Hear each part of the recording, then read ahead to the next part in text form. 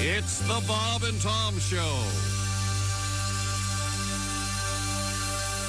So, Nick, let's start with the basics. Are you a married guy? No, I just got divorced. Yeah. Sorry to hear about that. It's okay. Lots of people get divorced. Nothing to be ashamed of. So many people get divorced these days that now it's the people that stay married that really seem strange, you know? 25 years, oh my God, what happened? It's true. Don't you know you can get out of it? Haven't you heard? What's the deal, dude? Wake up. Wow. We only lasted 3 years. Which, Oh, okay. Yeah. 3 years I mean, we is a were long supposed to time. be together until one of us died. I never even had a fever. You got to reevaluate yourself after you get divorced. You people have been, anyone here? Anyone? Quite a few. You're looking at... There it is. Yeah. This will make you feel better. Einstein got divorced. He did. Yeah, did you know that? Albert Einstein, arguably the most intelligent man who ever lived, got divorced. They should tell you that before you get married. It shouldn't be, do you love her? Do you want to spend the rest of your life with her? It should be, do you think you're smarter than Einstein? Golf applause. It's brilliant. The point is that marriage is hard. No one tells you how hard it's going to be. It's, they slip it into the ceremony at the last second during the vows, in sickness and in health, for rich or for poor. But at that point, what are you going to say? Whoa, whoa, whoa. How sick and poor is this broad going to get? It's going to be like barfing and charging stuff? Is that...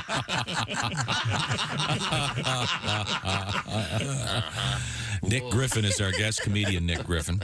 How long ago has it been since you got the divorce? It was about 3 years ago. Oh, so you're dating then? I guess, kind of, nothing serious. I don't want to...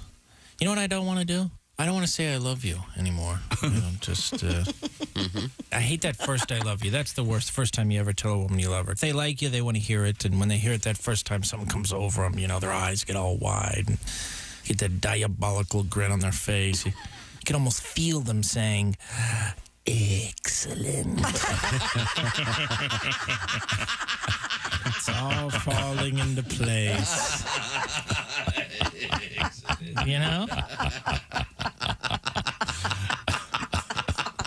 And once you say I love you the first time, get ready to say it forever.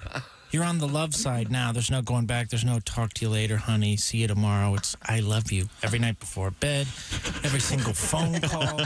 She's got to say it. You got to say it. You're like the two generals turning the keys at the same time. I love you, Nikki. Yeah, I know. You told me yesterday. I believed you. Aren't you going to say you love me? I did 2 hours ago.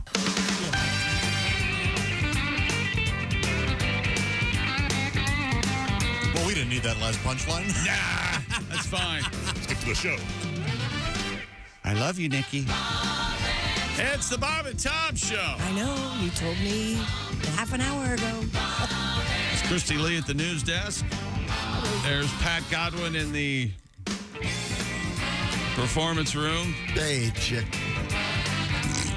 There's Josh Arnold. Chickster. He's over there, resplendent in flannel again. Flannel. There's Ace Cosby. Hey.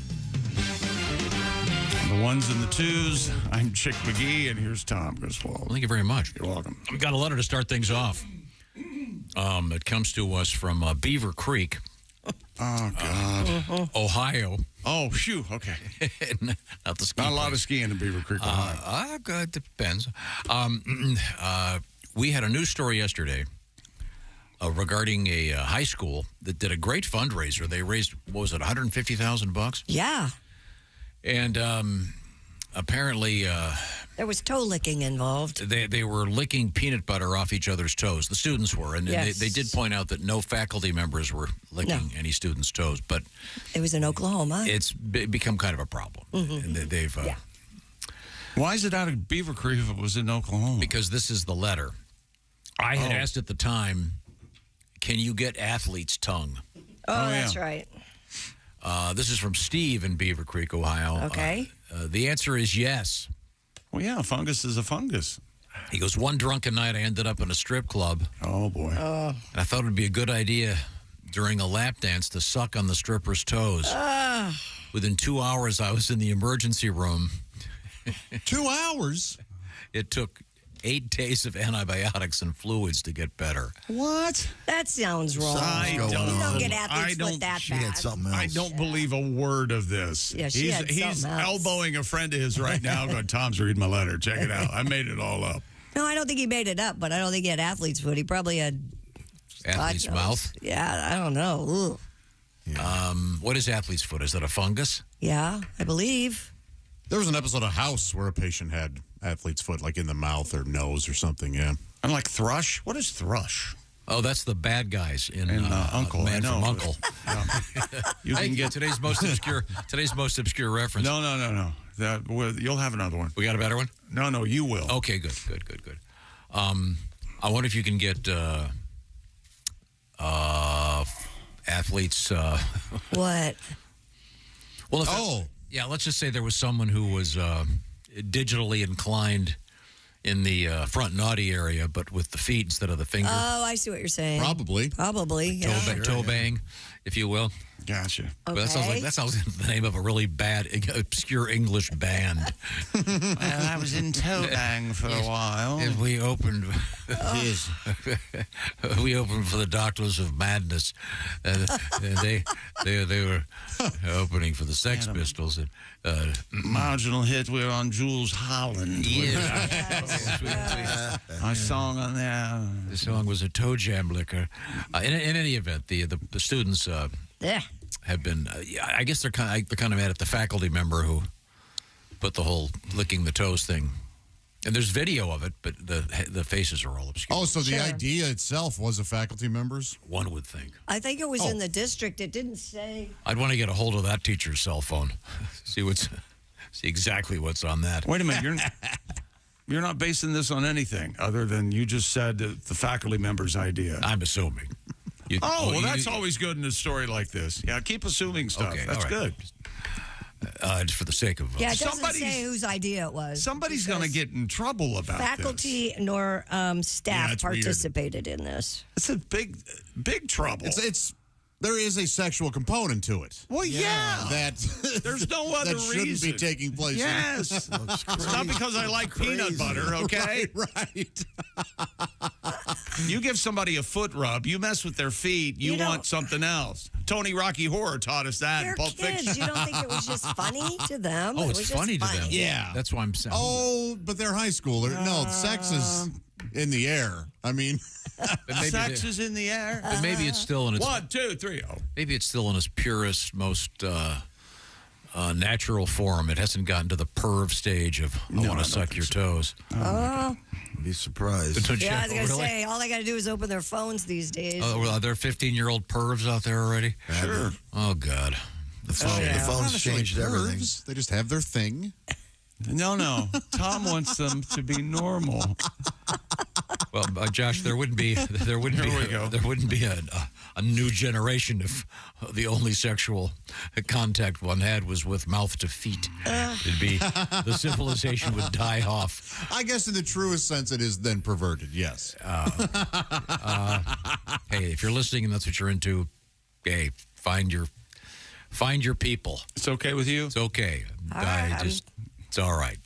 You know, saying that kind of And good So luck. you're not a toe sucker is what we're learning. implies that you look down on that and you don't, and you think it's weird. You saying that? Yeah, I think it's weird. Okay, I think if a caveman did it, his caveman wife would go, "Hey, How does it? Grog, a little bit north if you're going to do any licking." I've done it. I've had it done. They both have their place. How does that? How does that affect you though? Why are you saying it's weird? Why does it bother you? Doesn't bother me as an observer of culture. I like to occasionally expand on the conversation, if you will. Okay. All right. Okay. I'm done. What if you found out a loved one was really into feet and toe sucking? Like someone very close to you, like one of your children. That'd be fine. You're fine with it. I don't care. Yeah, go for it. I can alter the will. No, they wouldn't. I mean, it's just weird. I mean, is that the only thing that they do? I don't know. No, I don't think so. I think it's incorporated into Oh, absolutely not. Other things. They probably rob banks and other awful things. Is it, I would think. do you think it's a specificity to what kind of peanut butter one uses? Oh. Or do you suppose there are different... I don't think foot does fetishes. the palate, would it be maybe cream, whipped cream or Ready Whip? Or No, there are plenty of foot fetishists who don't need anything, right? do they like just it? They like to, just the feet. Yeah. they like to do it bareback, do they? Yeah. Okay. Okay. You know, like how your fetish is having children? You know. Yeah.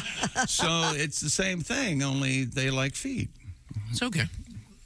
Just I wouldn't really necessarily think it's a great idea for the high school kids to do it. No, that's the thing. This was problematic.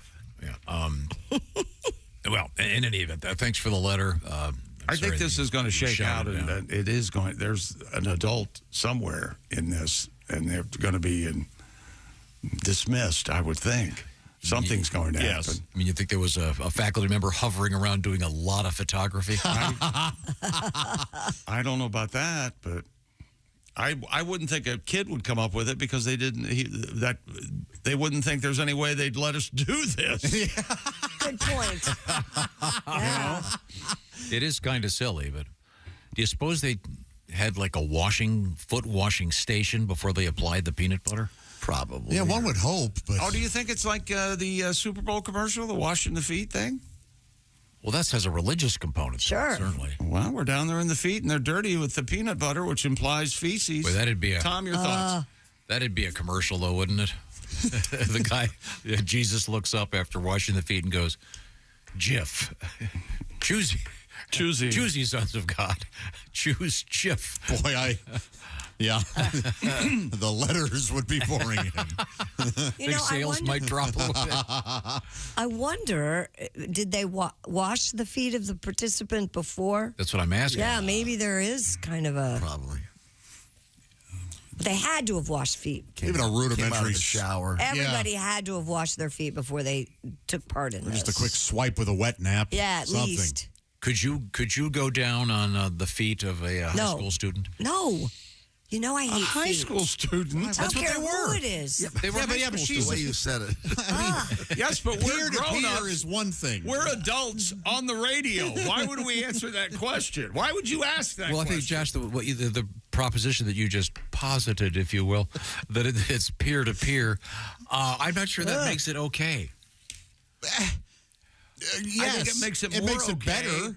Yes, it makes. Yeah, no, it makes it okay. As okay as it can get. Yeah. Right. That they're both 17 or 18 as opposed to. I'm not suggesting we Jeffrey Epstein or Toes, but There you know we where go. I'm going. What is a day without mentioning that guy's name? Yeah. Who was it that went nuts about that yesterday? Greg Oscar. Warren? Who's All of our listeners. who's convinced? that, Reno, I think. Oh, it was Reno? Oh, convinced? yes, you're right. Sorry. It was Sorry, Reno. Jeff. Reno's convinced that he didn't hang. Okay. Coming up, we have getting a harpoon in the head in the news. Ouch. We have another interesting birthday party. Rollerblades are making a comeback in the news. If you haven't seen the Brad Pitt scene with the harpoon and Once Upon a Time in Hollywood, you owe it to yourself. I think it's the best acting he's ever done. It's it's so good acting that it's so real. Yeah. It's wonderful. But right now, I want to talk to you about being home and being safe and secure. With my Simply Safe home security system, I designed it myself and I installed it myself. And experts and customers love Simply Safe for comprehensive protection. Simply Safe just named Best Home Security System of 2024 by U.S. News & World Report, recognized for best customer service and home security by Newsweek. Simply Safe, advanced technology protects every room, window, and door of your home. Cameras inside and out. Suspicious activity with 24/7, backed by 24/7 professional monitoring for less than $1 a day. And there's no long-term contract ever. You get the emergency response you needed, around half the cost of traditional home security. And it's oh so easy to install the system yourself, or you can have their professionals do it for you and test it out. And Simply Safe has a 60-day risk-free trial. If you don't love it, return it for a full refund. Protect your home today. And Bob and Tom Show listeners, of course, get a deal, get a special 20% 20% off any new Simply Safe system when you sign up for Fast Protect monitoring. Just visit simplysafetom.com. That's simplysafetom.com. There's no safe like Simply Safe. You're right, Chick. Read the reviews. People love it. Now, what's coming up in sports, Mr. McGee? We've got Russell Wilson. Get out of Denver, baby. Go, go, go. Jason Kelsey makes it official. He is retiring, and we'll talk about Jason and Travis. Something special going on in Cleveland tonight. Mike Evans has signed a new contract, not the guy from the Jeffersons, the football player. And more NFL games. I'm all for it. No matter what, I'm watching them. All coming up in sports. And I think I have a solution to that problem. We'll come up with that. I bet you do. Oh, I do. Also, we have a reason to play this. Baby, if you've ever wondered. That's right. The WKRP theme. We'll find out why. This is the Bob and Tom Show. Essential morning radio all day.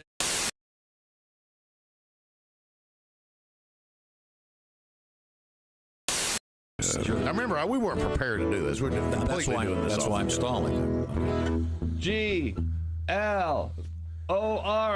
glory. That's not Clint Black Sabbath. No. Now, how do you introduce Mr. Sabbath? Yeah, I don't know. I haven't done this in 15 years. Okay. But you just take certain lyrics of some songs and put them with another song. I see. Like he's going to play Born to Be Wild.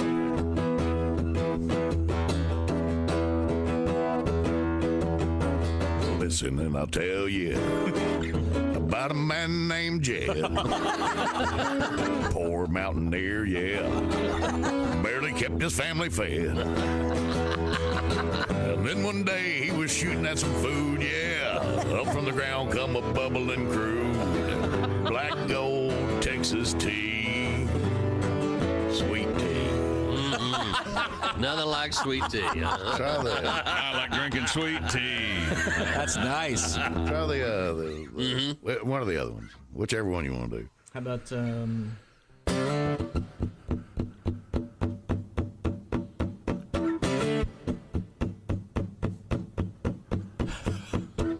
Your cheating heart will make you weak. You'll try and try to sleep, but sleep won't come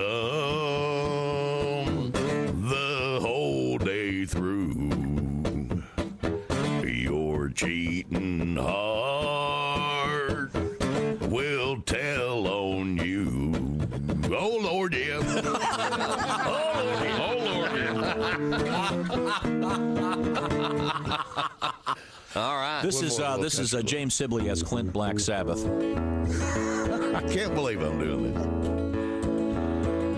Generals gathered in their masses, just like witches at black masses. Evil minds that plot destruction, sorcerer of death's instruction. In the fields of bodies burning, as the war machine keeps turning. Death and hatred to mankind. Nice.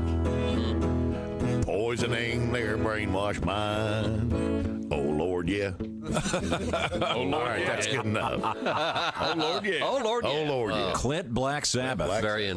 That's great. Makes it a lot. I love that. The Steppenwolf thing, the Born to Be Wild, you should do that if you ever go karaoke. I got to do that one. Yeah, do that. You can sing Beverly Hills. And you've heard the Purple Haze Green Acres thing, right? Yeah. Oh, yeah. I love doing Oh, wait, well, I haven't heard that. I guess heard that. that always makes the words everybody from happy. Green Acres fit great.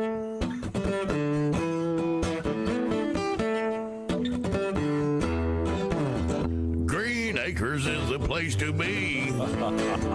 Farm living is the life for me. Land spreading out so far and wide. Keep Manhattan, just give me that countryside.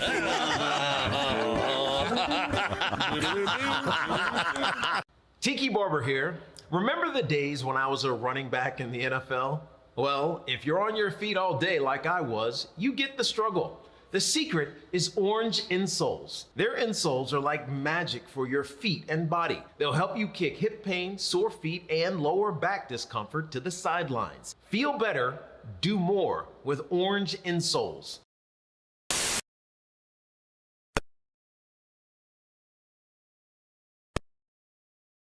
Bob and Tom Show listeners, I am excited, folks, because we just got in another shipment of 2 of the hottest Billy Mazing products ever to be offered to you. We have, now listen to this, we have 1,000 clapper stoplight changers ready to ship at only $29.95. That's right. Why wait at that red stoplight when you can clap it to green just like that? It's just that easy. And we're unloading off the trucks right now the triple threat combo, the Slinky Dildo iPod holder. It's back at only $39.95. That's 2 easy payments of $25.95 each. Pick up the phone and call today. Now, ladies, just listen to this. Having no fun in the kitchen with the same old boring KitchenAid devices? Why not order today our new Chattermatic for only $24.95. This wind-up chattering teeth vegetable chopper and dicer puts the fun back in cooking. And if you're fighting for space in the kitchen and the laundry room at the same time, well, the double whammy Aunt Jemammy combo waffle and clothes iron is just for you.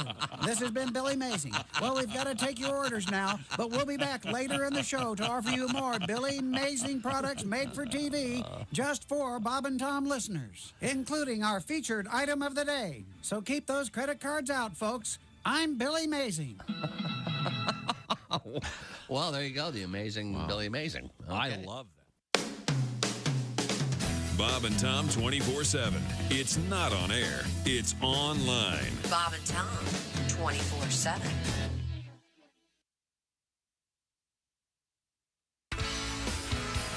Welcome back to the Bob and Tom Show. Good coffee today? What do you got? This is a decaf tea. Oh, good decaf tea today?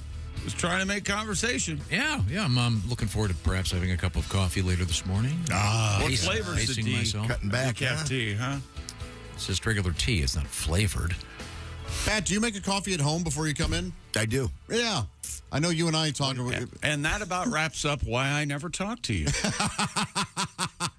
Would you be happier if I said it was lavender or something? It's I regular don't tea. know. I don't know. English breakfast? This is an English breakfast tea. I would think you'd like this, but with your fascination with all things English. Here's the thing.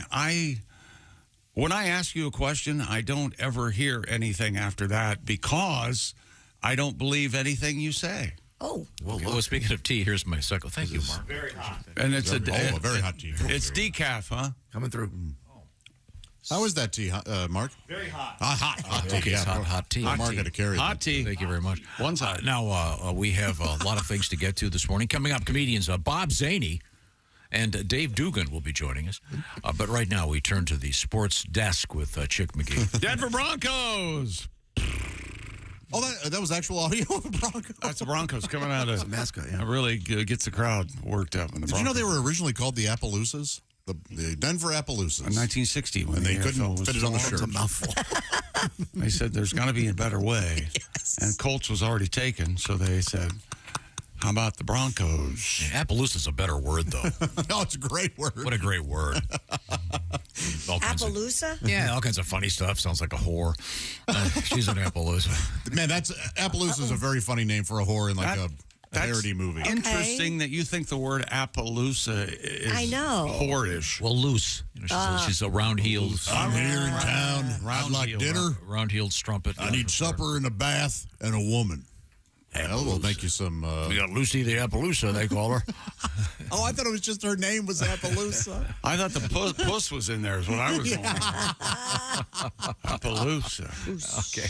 I'm sorry. What happened to the Denver Broncos? I lost my place. Yeah.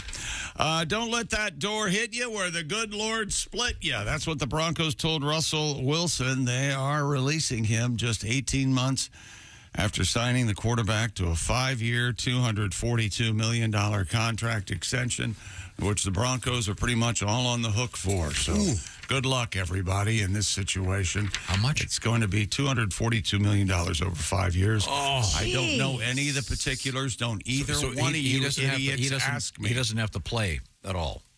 No, he could go home. He could play for another team for $1 million if he wants. He still gets moolah. Would you play? Would I play? What a great question. No, There's no point in playing if he's only going to get $1 million when he's already getting whatever it is. Wilson went 11-19 in Denver. Not a great season, of course, under Nathaniel Hackett. He couldn't hack it. And Sean Payton, he and Russell Wilson fought on the sideline very publicly. It was. When will these teams learn that you pay for performance, not perceived performance? No, they're not going to allow that. Can't do it. Why? Because that's not the way it's done. Change it. They can't change it. Yes, they can. No. Yeah, I don't think they can, sadly. You know my theory? I've always said on the NBA, only pay the winning team every night. You're going to get some hustle out there mid-season when the games are meaningless. Ridiculous IDs. One guy gets 50 grand, the other guy gets zip. You're going to see some trash talk and some hustle. Stupid idea. Stupid. So Russell Wilson, $39 million, huh? What is it? It's, a year? Yeah. That's good retirement money. And Jason Kelce made it official yesterday. He announced his retirement after 13 seasons. Wow. With the Philadelphia Eagles. 36-year-old ended a career. He became not only one of the great centers of his era, that's absolutely true. He played a key role in the franchise's Super Bowl championship, but he's loved in Philadelphia. So naturally, he and Travis Kelce are going to Cleveland tonight to be honored by the Cavaliers. Oh, really? Your thoughts? Well, he went to Cleveland Heights High School. If you keep saying it, Cleveland Heights High School, you need to slow down. Not everyone knows what Cleveland Heights High School is. Well, of all the things you insist on explaining. It's in the suburb next to Shaker Heights High School, where Paul Newman and my sister graduated, not at the same time. Shaker Heights. I think it's sweet that you mentioned your sister with Paul Newman. Like that matters. Well, no, but it matters to you. Two distinguished graduates. You don't think Paul Newman's distinguished? Travis Kelce. My sister's been on the cover of Vogue and Cosmopolitan magazine. I think she's somewhat distinguished. Not a lot of people can say that. A fine career, yes. I would love to talk about it with her, but I don't have 6 years to listen. Travis Kelce and Jason Kelce are having bobblehead tonight with the Cavaliers. Oh, cute. It's a tiny version of a bobblehead, of course. They're side by side. They have their little jersey numbers in Cavalier jerseys with 87. And 62. Wouldn't that be cool? That's kind of cool. We should get you a bob. This is the kind of thing that you would cherish. A bobblehead from the Cleveland Cavaliers. And two players have their professional lives nothing to do with Cleveland. That would be perfect for you. Yeah. Now, do you think that he will go on to become a television commentator? I do not know. I don't know. I don't know. I've seen pictures of him. He'd be a good. He could certainly do like a young mall Santa Claus. Said he wants to be a good dad, wants to be home for his kids. It's nice. He is. I think you would describe him as being overweight, wouldn't you? Wouldn't you call him a fatty? No, I think we'll see what he does. And there's nothing worse in life than being you're fat. Putting words in my mouth. No, I said nothing I'm not. like that. I said he'd be a nice. Even the most casual listener realizes how much you hate fat people. Chick, do you think he's a Hall of Famer? Yeah, absolutely. Cool. Yeah. First ballot, I would think. Yeah. Well, congratulations, Jason. It says here that fans outside the NovaCare complex brought Jason Kelce a keg of Miller Lite as a retirement gift. It says he was so moved, he was too emotional to drink with the fans. Oh. Or he was already drunk. Yeah. I'm not sure. Or is that I'm not drinking that piss? That could be his favorite. Well, so much for sports brought to you by Miller Lite. Yeah. Appreciate it, Tom. Thanks a lot. Well, good for you, Jason. That's great. No problem at all. Yeah. Good for him. He might be on a pregame show near you, Tom. Would you watch the pregame show? I'm curious. I just was wondering if you thought you're kind of an authority on that. I'm not. Do you think he's I never watched the pregame shows. Articulate enough to? He strikes me as a guy who mows his own lawn. Jason Kelce. Yeah, sure. Out there in an A is what are we trying to call wife beater? You're right. A shirt. A shirt, yeah. There's a T-shirt, how it's shaped in an A shirt. Ah, yes, thank you. No one calls it an A shirt. They don't, but... I'd rather that than a wife beater. You tone-deaf prick. Well, that's the... Write that down. Wife beater is the term that is used universally. Well, not anymore. Not anymore. Even You know, there's a lot of terms that you can say anymore. they're used universally. This isn't NPR. We don't have to call homeless Calling people it your job. currently not residing in a dwelling. Okay. But he seems like a guy who likes to have a mow on a Sunday morning. How about just white tank top? White Yeah, that's fine. Yeah, there you go. Why does it have to be white? Certainly takes all the pizzazz out of it. Wait a minute, hold it. Wait. Why does it have to be white, Ace? So you can be seen. 'Cause those are the cheap ones. You don't see a guy in a blue wife beater. Maybe you've got a guy. Hey, he's a fish fan. He has a tie-dye wife beater. How about a really fatty guy in a blue wife beater? Oh man, Isn't that the worst? Yeah, He's all stained with food and everything. You know it is. Boob stains. Yeah, that'd be bad. So fat, he's got boobs. You know, real fat, right, Tom? Yeah. You're putting words in my mouth that I never said. Yes, you have. A person familiar with the situation says that Tampa Bay Buccaneers wide receiver Mike Evans has agreed to a 2-year, $52 billion contract, which is way more than he made on the Jefferson with Sherman Hemsley. Oh, I love that show. And Lenny Kravitz's mom, was she on? Yes. She on? Gladys Jefferson? Gladys Kravitz? That's exactly right. And ladies and gentlemen, the sassy maid who went on to be in 227. Marla Gibbs. Yes, Marla Gibbs. Oh, yes. Yeah. Joe Gibbs' half-sister. Boy, her and George would go at it. Oh, boy, she was sassy. Yes, she was. She let George have it, and George let her have it.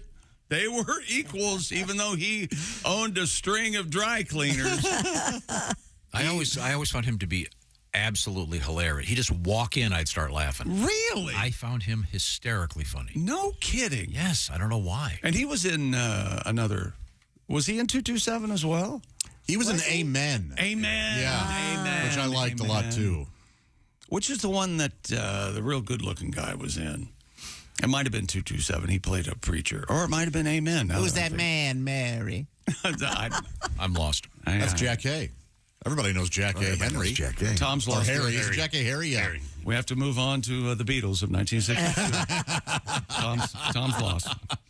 The NFL, we've got good news for you. Oh, yeah? NFL reportedly pushing for an 18-game regular season. Yeah, baby! Okay, opinions are mixed. According to NFL analyst Mike Florio. What's that? It's analyst. I'm sorry, it's analyst. Mike Florio. Sources confirmed that adding 2 games to the regular season was likely eventually and would not come until the next labor deal. Florio suggested that the 18th game might come with a caveat that here's how they're going to save face and say, well, no, we are worried about the health of the players in 18 games. No player can play in more than 17 regular season games. That probably would be an exception for quarterbacks, kickers, punters, long snappers, and players with long hair. So I'm guessing those players will alternate which games they're going to... But would they... I would be curious if they did that. Would they have to announce that in advance? Well, A through M. Huh? Yeah, they would have to declare. To say, this guy can't play today. Absolutely. Yeah, that's how it would work. You think? No, of course not. I'm just agreeing with you to get out of this conversation. How would you do it? I would leave it up to the player. You want to take your week this week? Fine. Sit out. No. They already do that. No, you don't want to do that. Why? Sure you do. It's up to the player. Who knows his body better than the player? I don't want to go up against that guy. He's better than me. I'm taking the week off. Wait a minute. We're going to get creamed. That's the kind of attitude that's rampant in the NFL. Last thing I want is a personal confrontation. So they're pushing for 18. Well, the last guy to push for 18 sure wasn't Jeffrey Epstein. What about that do you think? How do you find that funny, first of all? And who do you think is laughing out there? And if they are laughing, you need to take a look at yourself. God. I'm sorry. You guys are all saints. I keep forgetting. Compared to that guy, we kind of are. Compared to Jeffrey Epstein. Yes. But I appreciate a terrible running. I want to run this by you because you know much more about football than I do. Let me just run it by Josh. I'll listen. I certainly don't have an answer. But why don't they give each team 2 bye weeks? Here we go. And extend this season by at least a week. Anything's on the table right now. Doesn't that make more sense? It'd give each team 2 bye weeks, let the players get a little bit of extra rest. They'd have an extra week for gambling, and that's what this is all about. That's what they want to do. They just want to make more money. So, what? Right? Everybody, TV. I don't know about you guys, but I'm not in anything to make money. I'm just a nonprofit organization. I'm just so more money would mean instead of having your team, the whole team, not play that weekend, you just have 1 or 2 players not play, and the fans of that team can still spend money. Right. Yeah, I just think it'd be a nice interim thing to give them an extra week off. Then we didn't have that week necessarily have that week off. Those 2 weeks before the Super Bowl. How about this idea? Wait a second, I got a better. Oh, here we go. Okay, yeah. Ace, I'll tell you this because you'll like this. 1 week they have to designate at the beginning of the season. Just let me finish. Where the? Okay, now they do this before the draft. Yeah, before the schedule comes out. Before the preseason. They'd go for example, your team, the Las Vegas Raiders have decided week 17 they're going to play their practice squad. Then they'd have to live with whoever they were playing. Is that right? Yeah, that'd be great. Yeah, that's a great idea. That is a really great idea. The taxi squad, if you will. There's nothing anymore that comes out of your mouth that's not from the 60s. I think Taxi Squad was from the 50s. Wasn't that what Paul Brown called the... probably. He came up with everything the reserve thing for the Browns back in the day. I'm sorry, back to you. You know what? I'm over here smiling and laughing because I've got my Raycon earbuds in and I'm listening to smooth jazz. While Tom is talking away. Raycon offers amazing audio quality at about half the price of other premium audio brands. Don't believe me? Well, why? I'm telling you the truth. How about tens of thousands of 5-star reviews readily available online? Raycon's optimized gel tips fit every ear ever made. They fit comfortably and they actually stay in your ears. What a concept. Whether you're out walking the dog, running on the treadmill, use them to chat on the phone, ignore coworkers, Raycons stay in place. And Raycons also have 8 hours of playtime, 32 hours of battery life, and you don't have to worry about whether Raycons are up for the task. Plus, you can enjoy features like the easy-to-use earbud tap functions, noise isolation, and awareness mode. Go to buyraycon.com/Tom today to get 20% off your Raycon order. Trying to show Chick I got a letter here, but No. Here's what happened. He made a mistake, and then he thought, okay, that was way I got too a letter. hard. I'm going to do it. I'm going to go full bore. No, I read into the microphone. Tom, you have a letter? Dear Bob and Tom, I love this guy's name. This is from... Oh, don't tell us. Let us guess. No, this is a great name. This guy's name is Chad Dagley. What a cool name. That sounds like a name from a book. Chad Dagley. Hi, my name's Chad Dagley. I'm a cop. And thankfully for when he was in high school, that didn't rhyme with anything. And he made it through. Hey, look, it's Chad Dagley. Oh, so...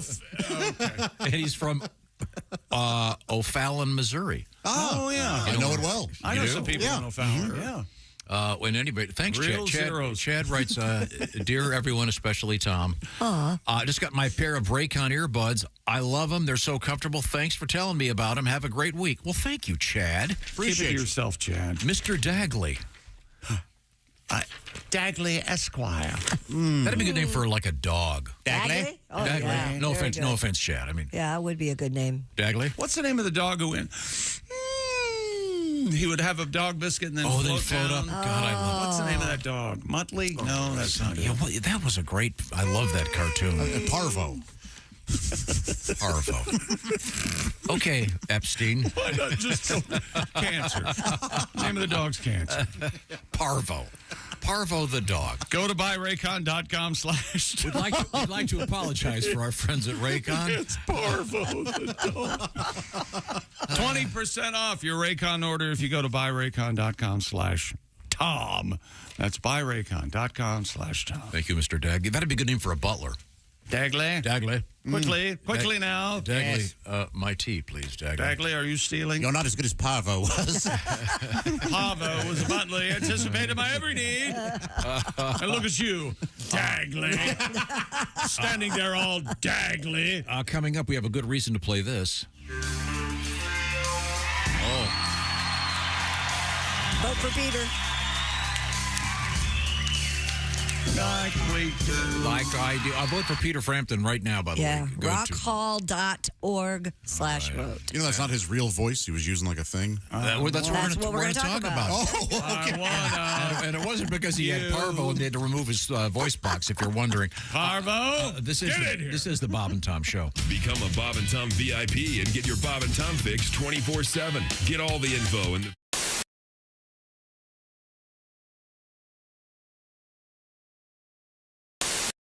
Hey, it's Josh Arnold with a food recommendation for you. Gardner's Wisconsin cheese, their famous oven-baked cheese. It arrives pre-baked. You just heat it and eat it, grill it, skillet, or air fry it. Check out their new oven-baked cheese flavor, jalapeno. Ooey, gooey, spicy cheese. It's sure to tickle your taste buds with real jalapeno flavor and heat. Perfect for game day parties or any time. Excuse me, are you serious with this? I mean, why are you doing this? Me, the real me is right here. I could easily be doing this. We don't need you, man. Look, there's only room for one of us. That's Gardner's Wisconsin cheese, jalapeno flavored oven baked cheese. It's now available in Gardner's oven baked bundle package. So try all the great flavors. Receive free cold pack shipping and free cheese curds when you spend $59 or more at Gardner'sWisconsinCheese.com. Click the link below and tell them your pal Josh, me, the real Josh, from the Bob and Tom Show sent you.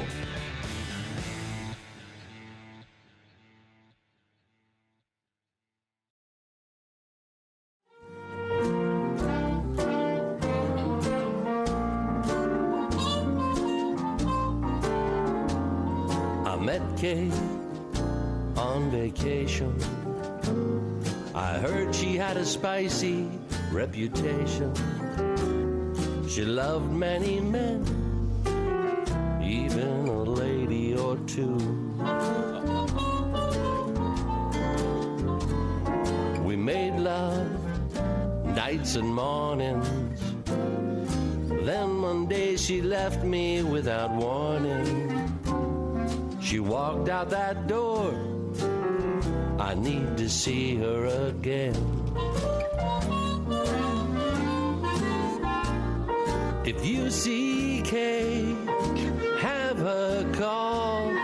I miss the way she moaned when we were having a ball. If you see Kay, tell her hi. I miss her cooking and eating her pie. I want her back in my bed. I miss the little kisses with her hair. Oh, the trick with her tongue, enough to make you go mad. Kayla, like Venus, the feelings of her hands between us. She's the queen of the ball. I need to see her again. If you see Kay, have her right. I miss the way she wiggled under me each night. If you see Kay, let her know I miss her lips and to feel her below.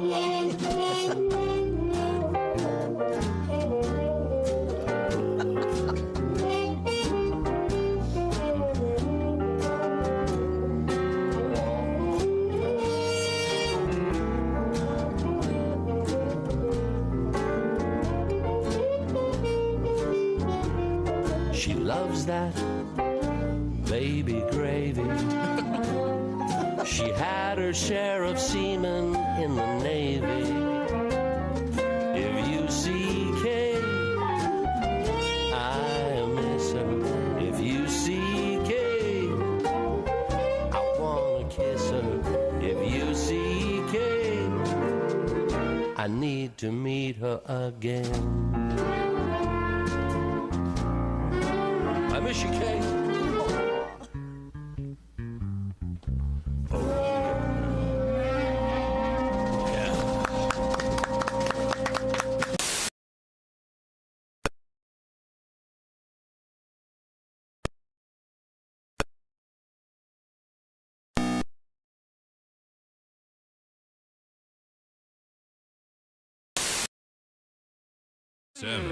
We're speaking with comedian Jim Gaffigan. What else is your life? What are you into? Do you have hobbies? Do you like weird food? I am a vegetarian, though. You are? Yeah. Well, I'm not a strict vegetarian. I eat beef and pork.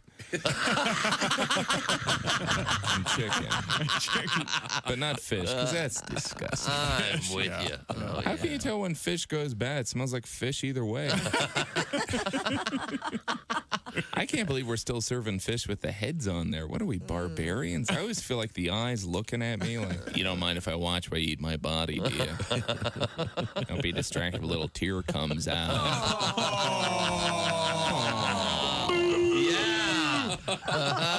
Sad salmon. Oh, yeah. I love when vegetarians, they always try and impress you. They're like, I haven't had meat in 5 years. I haven't had a banana in a month. My name is J. Chris Newberg, and these are my thoughts and observations. Do you think if the Pope sneezes and someone walks up to him and they're like, bless you, you think he's like, haha, I'm good, actually? Do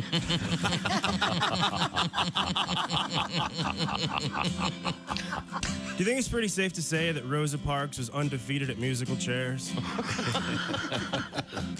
I was dating this girl and she got all mad at me because I did exactly what she told me to do. I don't know if you guys have ever been in a situation where you do exactly what your lady tells you to do, exactly what she tells you to do, and yet you're a big jerk. Like, for example, she told me she wanted me to treat her like a princess. So I'm like, okay, no problem, I get you, right? So I called a bunch of my friends up, and they came over, and they piled them back in my car, and we got some cameras, and we chased her around until she crashed into a tunnel.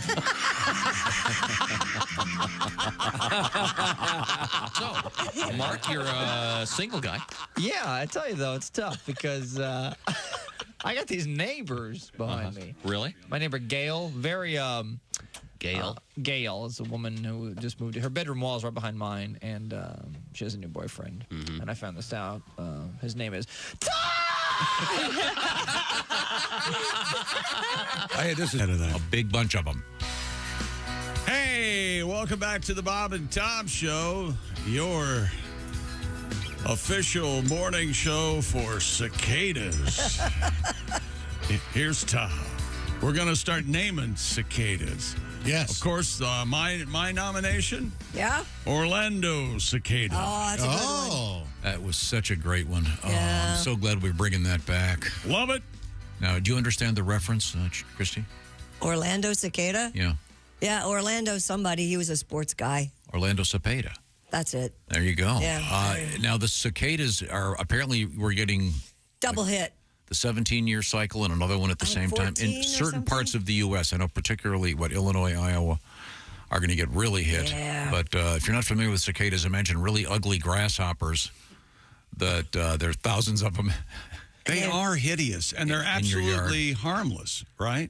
Pretty much. They don't have a stinger. Or No, but they just make a lot of noise. They make a lot of noise, and I remember someone measured them around here once, and they were over 100 decibels. But I was curious as to if this is what my dogs are going crazy about right now, if they can smell them as the temperatures get warmer. I'm not sure. Because my dogs yesterday were just, I couldn't get them to move. They were, everywhere we'd go, they'd just shove their noses in the ground, which they don't ordinarily do. I wish my dog had done that. Instead, an English cream walked by on the trail, and they took me down. My thumb is my finger's all bruised. Christy just flipped me off. Which you sure did. This one. Just because I have an English cream golden retriever or three doesn't mean it's my fault. Ask any canine expert. English creams are the troublemakers of the dog world. My dogs went crazy. I don't know what the problem was. Probably resented the superiority of the English cream golden retriever. Golden retrievers do bite more people than any other dog. But it's because their numbers are so high. Oh, Is that boy. right? Here we go. It's true. Oh, my. It is true, but it's because there are so many of them. Oh, yeah, okay, got you. So I get it. And in any event, the cicada will be arriving. So will it hurt my Australian Shepherd standard size? She's to a lovely eat them? girl. I don't know. That's a really We'll good find question. out. Let me look that up for you. And is the plural of cicadas cicada? Oh, that's a good question. It's cicadum. I think it's Oh, that's good. Boy, cicadum sounds like something in a philatum, cicadum, cunnilingus, magnum, openum. Why do you insist on mispronouncing cunnilingus? I don't understand. See, it's not cunnilingus. And here comes the joke for cunnilingus. No, I was going to say... Cicadas in service of the joke, I'll talk to you, Josh, as someone who understands comedy. Ouch. Cicadas themselves are not dangerous for dogs or cats. I still don't want to eat The problem with animals eating cicadas is related to the volume consumed. You got to watch how many they eat because that could They're crunchy, cause man. a problem. It's hard to have just one. She also eats crap, though, so, I mean, whatever. Oh, she's got the coprophagic thing going? Yeah. Yikes. I have a really good dog and a really naughty dog. So do I. Does the naughty dog make the really good dog bad? No, the That's really good what's dog has happening. made the really naughty dog much better. I just have one good cat. Whatever. My life's pretty easy. Do you know what they call? She still does have one. You know what they call a cat at the bottom of the ocean? What? A good start. Oh, no. Wait, That was we have contrary chick today, don't we? Whatever you say, he's going to object to. Pat, Thank you, Pat. Pat, you have a cat song? No, but I will. I'm allergic to the darn things. Cat's in the cradle and the cat in the spoon. A cat. Cat made me With a cat sneeze and a all of June. And a cat Pat. and a cat. Does your lady friend have a cat? She does, and I have like hives on the front of my body from staying over there. On the front of my body. What about, does she have that sweet pussy?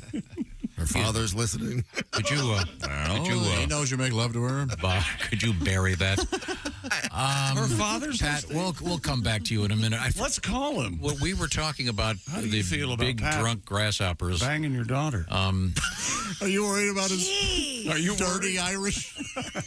His drunken Irish proclivities and wild ways. Next, sports. Russell Wilson's leaving the Denver Broncos. Wilson acquired in 2022 from do you remember where he came from? Seattle? Nope, Seattle. Oh, nicely done. He won a Super Bowl title after the 2013 season with a win over the Broncos, and then he lost to the New England Patriots when it wasn't his fault, he says. He threw an interception to the Patriots. Remember that? The Patriots won that Super Bowl? Boy, oh boy. Give it to Marshawn. No, he didn't do that. He signed a nearly $250 million extension before playing a single down in Denver and then went 4-11 in his first season. He ultimately just won 11 of his 30 starts for the Broncos. It says here the move will be costly for the Broncos. They still owe Wilson his $39 million salary for 24, minus whatever he would sign with another team for, likely the veteran minimum of $1.21 million. The Broncos also will take a record $89 million hit in dead cap charges over the next 2 seasons. Wilson released before playing even a single down of the 5-year extension. Make no mistake, he and head coach Sean Payton did not like each other. $89 million worth of not liking. That's a lot. For $89 million, I'd sign up for Live Golf. How much would you have to dislike someone to pay them $89 million to go away? Well, I mean, I've wait a minute. I've done that. Wait a minute, I was gonna it say. wasn't that high. but- ask Bill Gates. Yeah. Ask Johnny Depp. Yeah. I have a question about this article. Got a question over here, yeah. The first line says, the Denver Broncos have informed quarterback Russell Wilson they'll be releasing him next week when the new league year begins. Yeah, it's the 15th or the 17th. So my question is simple. How Doesn't many he already know now that he's listened to the news? No, but how many years do we have the Chinese year? Oh. I mean, there's all these different sometime in years. January. Year of the Dragon. And now we got the NFL year. Oh, it is the Dragon because we just came out of the cock. Yeah. Chinese New Year. Last year was the year of the cock and the Now Chinese. it's Year of the Dragon. Okay. But you see what I'm saying? There's different. You've got your fiscal year, you've got your regular year, and you got. I don't know. There was an NFL year. Axe year. So are you going to have some kind of a New Year's Eve party? I could have. I've done that before, I think. An NFL New Year's Eve? Yeah, back when Gibbs was the coach. I went all out when they used to, what's that word? Win.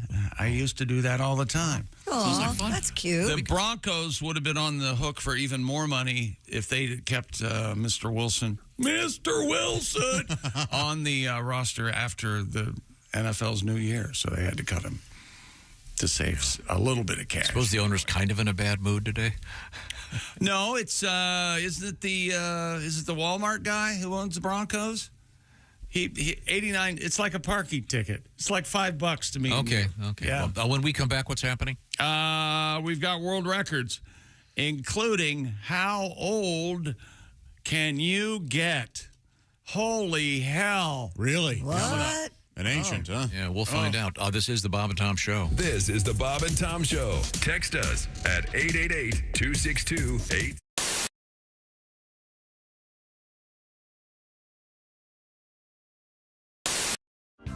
What's the exact correct name of this? The pickle dog. The pickle dog. Pickle dog. Okay, now. Well, we are all pickle dog virgins. So, Bob, why don't you go first, and I'll do the play-by-play. Now, Bob, your right hand, you're supposed to put your left hand behind your head before you. Oh, no! Pickle dog down! Okay, Bob is now chewing the pickle dog. He's about to give his analysis and his review. Bob. It's delicious. It is delicious. It gets a thumbs up from Bob. It's very messy. Are they going to be able to show this on the TV show? No, eat it. It's very messy. Bob, your thoughts? Johnny, I shot my hot dog. Right out of the pickle. Out of the canoe. Well, some people get a little excited when they have the first pickle dog. Well, you know, I did, and I've created a huge mess over here that actually looks somewhat like a porn shoot.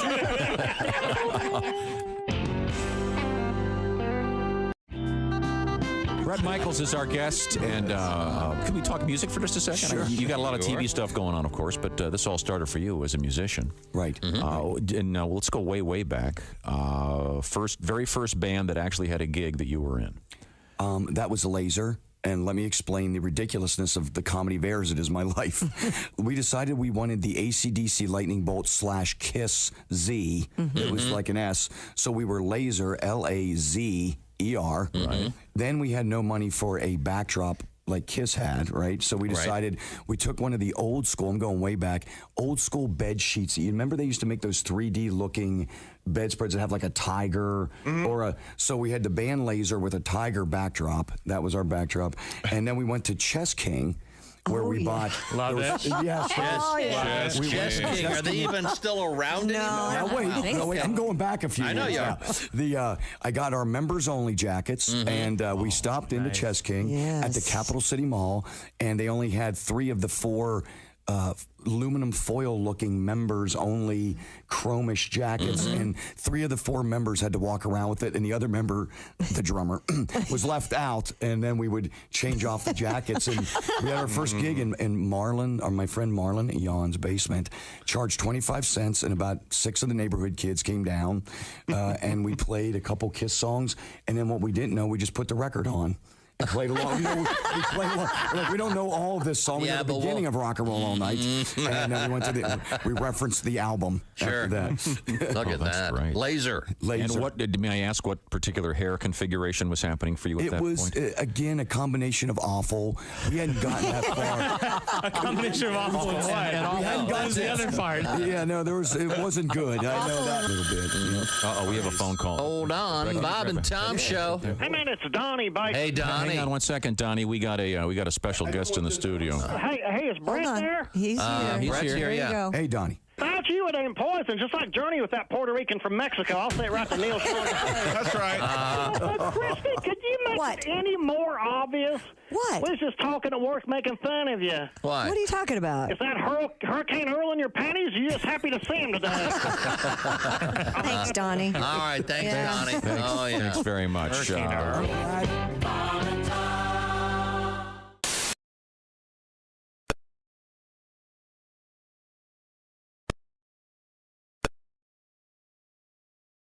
Father, all I got was Vicky Wham Wham. Bob and Tom in the morning and highlights all day long. The Bob and Tom Show, weekday mornings at 6 a.m. Eastern on Bob and Tom 24/7. Hi, this is Rodney Carrington, and you are listening to Bob and Tom Radio. Matt Weinhold is our guest, wow. I still love Star Trek. Do you guys keep up with any of that stuff? I'm not a Star Trek Trekkie and Babylon fan, no. 5 and all that. I love all that stuff. Pretty much anything that will not get me laid, I'm into. But I actually have had sex, which sort of makes me like the Fonzie of the Star Trek convention. You know, these conventions. Oh, man, it's Matt. He's been with a girl. Right.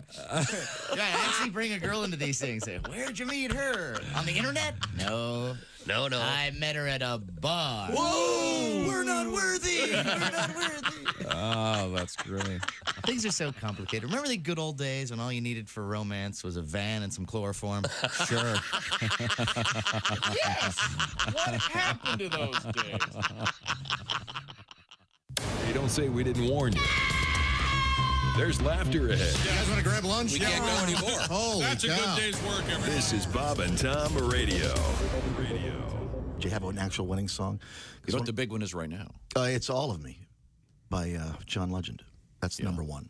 Huh. What it used to be was Clapton, who has the new documentary coming out, Wonderful Tonight. And I saw a trailer for the Clapton documentary, and he says that song originally, he wasn't real happy with his wife because she's like getting ready for the party, and that's what he wrote it. But he turned it into this beautiful, melodically beautiful, lyrically a lie, though. It starts off fine, should have been changed. So I've deconstructed it a little bit, and I'll do it for you. Here we go.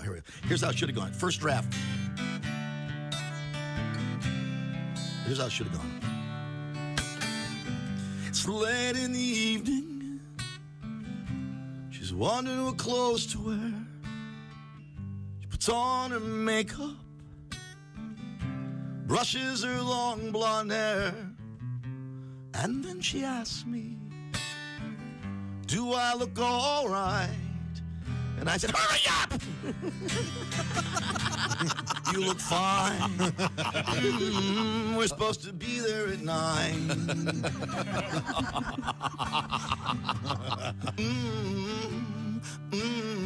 Then the next verse, not bad. You know, the bridge, good. But then you get to the last verse. It's time to go home now. I've got an aching head. I hand her the car keys. She puts me to bed.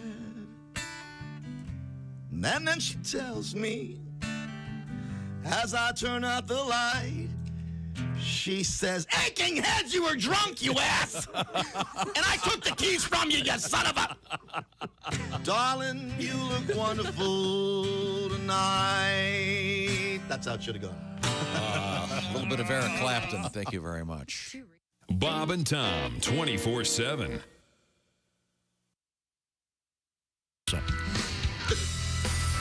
Welcome back to the Bob and Tom Show. Truer words were never spake. There's Christy Lee at the news desk. Hi. There's Pat Godwin in the performance room. Hello. A song in seconds. Got it. You all right? Sure. All right. There's Josh Arnold. Hi. There's Ace Cosby. Hey. I'm Chick McGee. The robe is here. Oh, how about that? Hello, Tom. Did you wear it? Did you bring it? Did I wear it? What am I wearing, ding dong? Well, you could have put it in your office. Oh, you don't have it. It's out in the car. I forgot it. Once again, you ordered a robe. Big news. Well, kind of the moment's gone, though, because I had it planned for this past weekend. I was going to get it on Saturday and wear it all weekend, no matter what I did. Well, have you worn it yet? I put it on real quick last night, yes. Why don't you bring it in and give it to me, and I'll give it to you Friday, and you can wear it for the weekend. What? I'll hold it. No. Oh, Yeah. Asked and answered. No. Okay. I want to wear it You tonight. like it? Yes. Yeah, It's good. Much nicer than I thought, even. Very nice. Yeah, then I looked and it was on sale. Oh, I got 50% off. There you go. Must be popular. We have, yes. Are Mr. you saying it's an ugly robe? I haven't seen it. I bet you are. What color is it? It's red and black checked. Hey, Mike! Okay. Mark. Mark! Hey, Pat, you want to play us a song now? Coming up, it's St. Patrick's Day, and you, of course, are of Irish heritage. Yeah. And, What? were both your parents of Irish heritage? They are indeed, yeah. Backseat. Okay. It really is in the car? Yeah. Okay, take the car for a spin. I'll take a flat white. Okay. Pat, you have a little St. Patrick's Day tribute, perhaps? How I feel about St. Patrick's Day? Being a real Irishman, of course I got a tribute. Okay. St. Patrick's Day's for amateurs, so posers mark your calendars. You're not even Irish, and you don't know how to drink. I am a damn professional. When it comes to drinking alcohol, I take St. Paddy's Day off, 'cause for me the whole day stinks. You're wearing a stupid t-shirt that says, "Kiss me, I'm Irish," but your name is Vicky Plashinsky, and your beer's a stupid green. St. Patrick's Day's for amateurs, so back off Jack and cram it, sir. I like to pace myself. No one here knows how to drink. I party hard all year, and I only drink brown beer. And I take St. Paddy's Day off, 'cause I'm in rehab or the clink. Hey! Thank you, Pat. I needed a hey! Now, we return to the sports page while we await the arrival of your robe. From Anchorage, Alaska. Are you ready? I'm ready. Okay. A veteran musher had to kill a moose after it injured his dog shortly after the start of this year's Iditarod. Wow. Ooh. Dallas Seavey informed officials with the Iditarod Trail sled dog race early yesterday morning he was forced to shoot the moose with a handgun in self-defense. Jeez. A statement from the Iditarod said this came after the moose began tangled up with the dogs and the musher. Oh, Lord, that's a mess. Seavey, who tied for the most Iditarod wins ever at 5, he told officials to get the moose off the trail. He said it fell on his sled and was sprawled across the trail. Seavey said he gutted the animal the best he could, but it was ugly. Yeah. Right there. That never happens during the Olympics. No. On the trail. Well, that's a new rule this year. Could be in the middle of the marathon, one of the guys shot a guy. No. I gutted him. And Could be the biathlon. They could shoot. They got the gun. Yeah. Can you shoot somebody with a starter pistol? I think it's a little wad. It could hurt a little bit. No bullets. Nothing really comes out. It depends what kind of starter pistol you're using. No. You know, if you got the lady that was running that Alec Baldwin movie, sure. I don't know. I'm surprised you just didn't say, why don't you ask Alec Baldwin? Yeah. It wasn't his fault. Just a bad hire. Maybe you should pay top dollar next time. Maybe read that resume a little bit. Take a squint at that. Are you going to ignore your... What box did they check to put her in the payroll? The world's oldest person has just celebrated her 117th birthday. Whoa! Born in 1907. That's old. Mrs. Maria Moreira. Somebody end it. Celebrated her birthday yesterday. According to Guinness, the super centenarian is in such good health that researchers are analyzing her genes with the hope that they will add the development of drugs that could combat diseases associated with aging, and because her ass looks so nice in those jeans. Damn. No more needles, please. Damn, girl. Let me live my last few days pain-free. Did you see the picture of her birthday cake? It's giving off more heat than a hobo fire. So many candles. You got a can of beans? Then a hobo fire. Did those hobos carry around a can opener?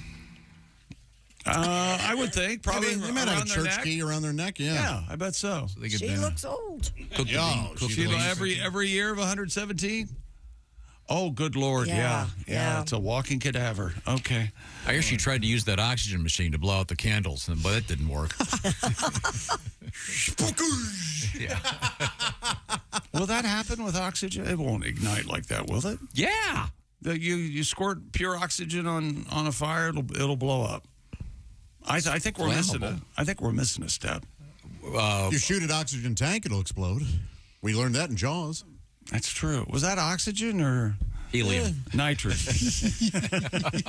She's actually on Twitter. She's a big social media user at the age of 117. Well, her great-granddaughter is. That's not what it says here.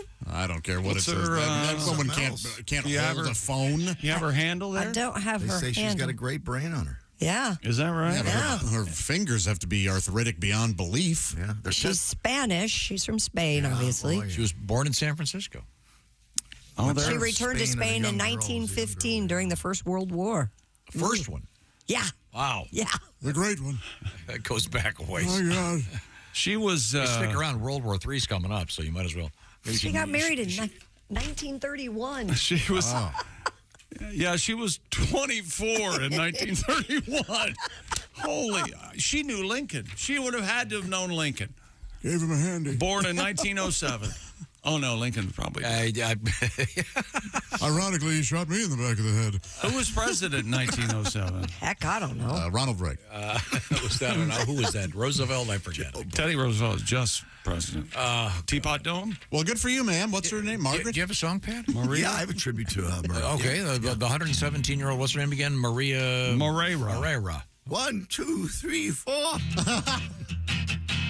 Well, Maria's 1, 7.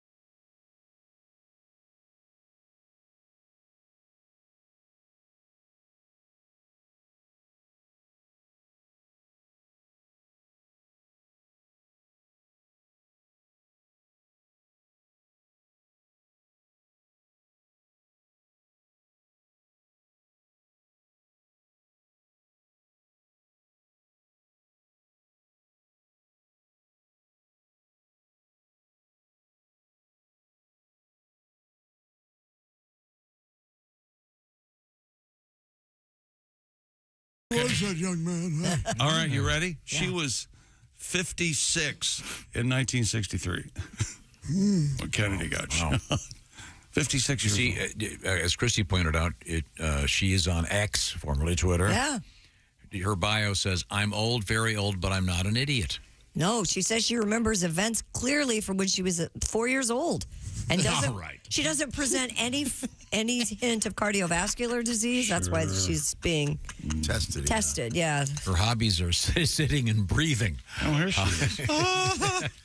All right, what the hell? Everything she posted's in Spanish. She lives in Spain. That's how you know it's fake. Yeah, fake account. Fake, troll, dirty troll. Okay, fine. Happy birthday. What a sweet Thank you. story. We seem to get the story about every 2 months. About the world's oldest person? Yeah, that's about right. Yeah, Pat saved that song. Needing it again. Remember the one that I'm tired. I'm done. Yeah. She died. Bessie. Yeah. Oh, Flossie Dicky? Flossie, that was it. Flossie Dicky. Flossie, Bessie, they all sound the same. Oh, sure. It doesn't matter at that point. Yeah. It really doesn't. Yeah. Now, hasn't been pleaded. What's coming up in sports? We've got. It's sealed itself shut. We have the robe coming up. We have the robe. I Okay. have the robe. We're going to try on the robe, and I think no, nobody else can wear it but me. I was going to let you try it on, but I'm not. I'm not going to do it. It's my robe. Right now, the Bob and Tom Show is sponsored by BetterHelp. So many of us spend our lives wishing we had more time. Time for what? If you had an extra hour in your day today, how would you use it? Perhaps a nice walk, go to the gym, take a nap, visit a friend. Maybe the best way to squeeze in that special thing to your schedule is to find out what's important to you. That's where therapy comes in. You can make that a priority, and you can save a lot of time because BetterHelp has a better way to access therapy. More than 25,000 therapists work with BetterHelp, and you could meet one of them. And it's all done online. You fill out a brief questionnaire. You'll be assigned a therapist. By the way, you can switch therapists at any time. No charge, by the way, for that switch if you'd like to do that. And the therapy itself is done online, so you don't have to leave the office, get in a car, drive somewhere, leave with the job site, whatever it might be. You can do it where you are at your convenience. It's all about making it a lot more accessible and convenient, and a couple different ways you can do it. If you want to do the therapy like it's a Zoom call or a FaceTime call, you can do it that way, or you can do it just like a phone conversation, or you can do it texting, whatever works for you. Learn to make time for what makes you happy with BetterHelp. Go to BetterHelp.com/BT Show today. That /BT Show part knocks 10% off your first month. BetterHelp, H-E-L-P, BetterHelp.com/BT Show. BetterHelp.com/BT Show. And this portion of the Bob and Tom Show brought to you by BetterHelp. Coming up, Chick. Yes, sir. The man, the robe. Also, an odd story in the news about a very unusual plant that apparently is being stolen. We'll find out what that's all about. This is the Bob and Tom Show.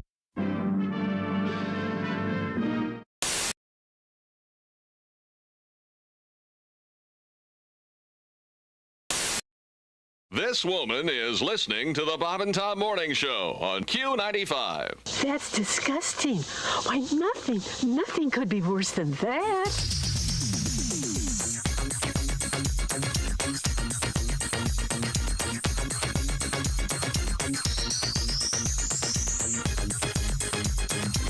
Well, I stand corrected. The Bob and Tom Morning Show on Q95. Get up and get it on. A Swedish sexual rights group unilaterally proclaimed a new English term for what it considers one of the most misunderstood parts of the female anatomy. Who's this group? I'm sorry. A Swedish sexual rights group. Okay. They want to change the name of the hymen to the vaginal corona. The vaginal corona? C-O-R-O-N-A. So does that mean it's still Isn't there? that corona? If there's a lime in it? What? C-O-R-O-N-A. Corona, right? What is corona? Isn't that already taken? Vaginal corona? No, isn't corona already used in anatomy? Well, not vaginal corona. Not vaginally. You can add the names. But vaginal corona. Who was upset about the word hymen? The group hoped the new term would displace the traditional Swedish word for hymen, which is too long and too weird for me to pronounce, which translates literally as virginity membrane, and led to misconceptions about female sexuality because of the guilt associated with. So it would be if as it if breaks before you actually have sex. So yeah, in case you. What's the loose translation? Corona has burst. Yeah. Mm-hmm. Oh, really? And What do you mean, the how loose could that? I'm confused. So And what's that the could new always what's the happen new Swedish word? Vaginal corona. But that's English. I don't know what the Swedish word is. They're the ones changing it. I know, but it's hard to pronounce, I guess. Durkin. Don't the Swedes with Tiger, don't they have enough trouble right now? No, Shouldn't they just be quiet about stuff for a little while? Yeah, but it's sex over there. It is, isn't it? Well, yeah. They are way ahead of us sexually. I can't argue with that. Well, I can't wait to see the commercials. Yeah. If you get the Corona, they got the one right now where the limes are being. They're playing the finger flip football. Finger flip football with limes. Oh yeah. Yeah. You can also have the imagine other if all one of a where sudden there's a there's hymen involved in that. The guy's skipping rocks, and then he skips his phone. Do you see the one where the woman and the man are sitting there in the lounge chairs looking out at the ocean, and the girl walks by, and the guy spends a little bit too much time looking at her? Yeah. And she squirts squeezes him. the line. He waits way too long to react. He jumps late. It's because they're acting. Yeah, that's a bad job. And, He should've the actor it's just a bad job. used to having things squirted in his face. Yeah, that's true. And the last thing that actor's interested in is a woman walking by in a bikini. That's probably. That's where the acting They're goes. all. Yeah. Let me get that phone call. Bob and Tom Show. Hey, man, it's Donnie Baker. Hey, Donnie. Oh, hi, Donnie. I think I've solved this puzzle while they're changing hymen to coronas. Yeah? Well, because everybody knows in fourth grade, English class, you learn about hymens. I mean, certain words are hymenated. Super Bowl, low pitch, doghouse, No, but squirt gun. Sonny, that's hyphen. Hyphen. It's all hymenated. Punt, pass, and kick, all of them. Punt, pass, and kick. Okay, those are hyphens.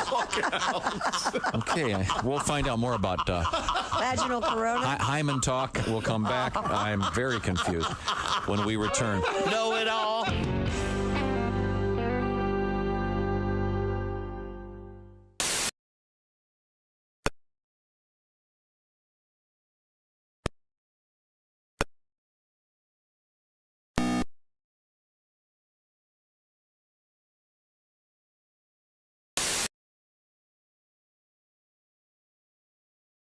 I think it's a pad. This is Reno Collier, and you're listening to Bob and Tom Radio. We're speaking with comedian Jim Gaffigan. What else is your life? What are you into? Do you have hobbies? Do you have like weird food? You're a drug addict? Anything cool to talk about? I love food. Food is my. Are you a drug addict? I'm very pale, but not a drug addict. I'd like to be a drug addict I for a little while. love food.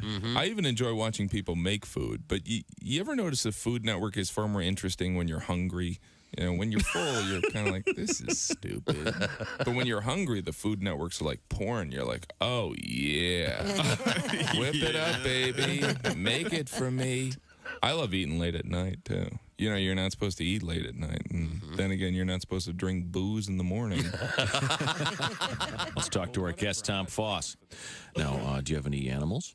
I got 2 horses, about 15 chickens, dogs, cats. So you are in the country, huh? Yeah, gravel road, one-way gravel road. Really? Do you eat the chickens? No, the eggs.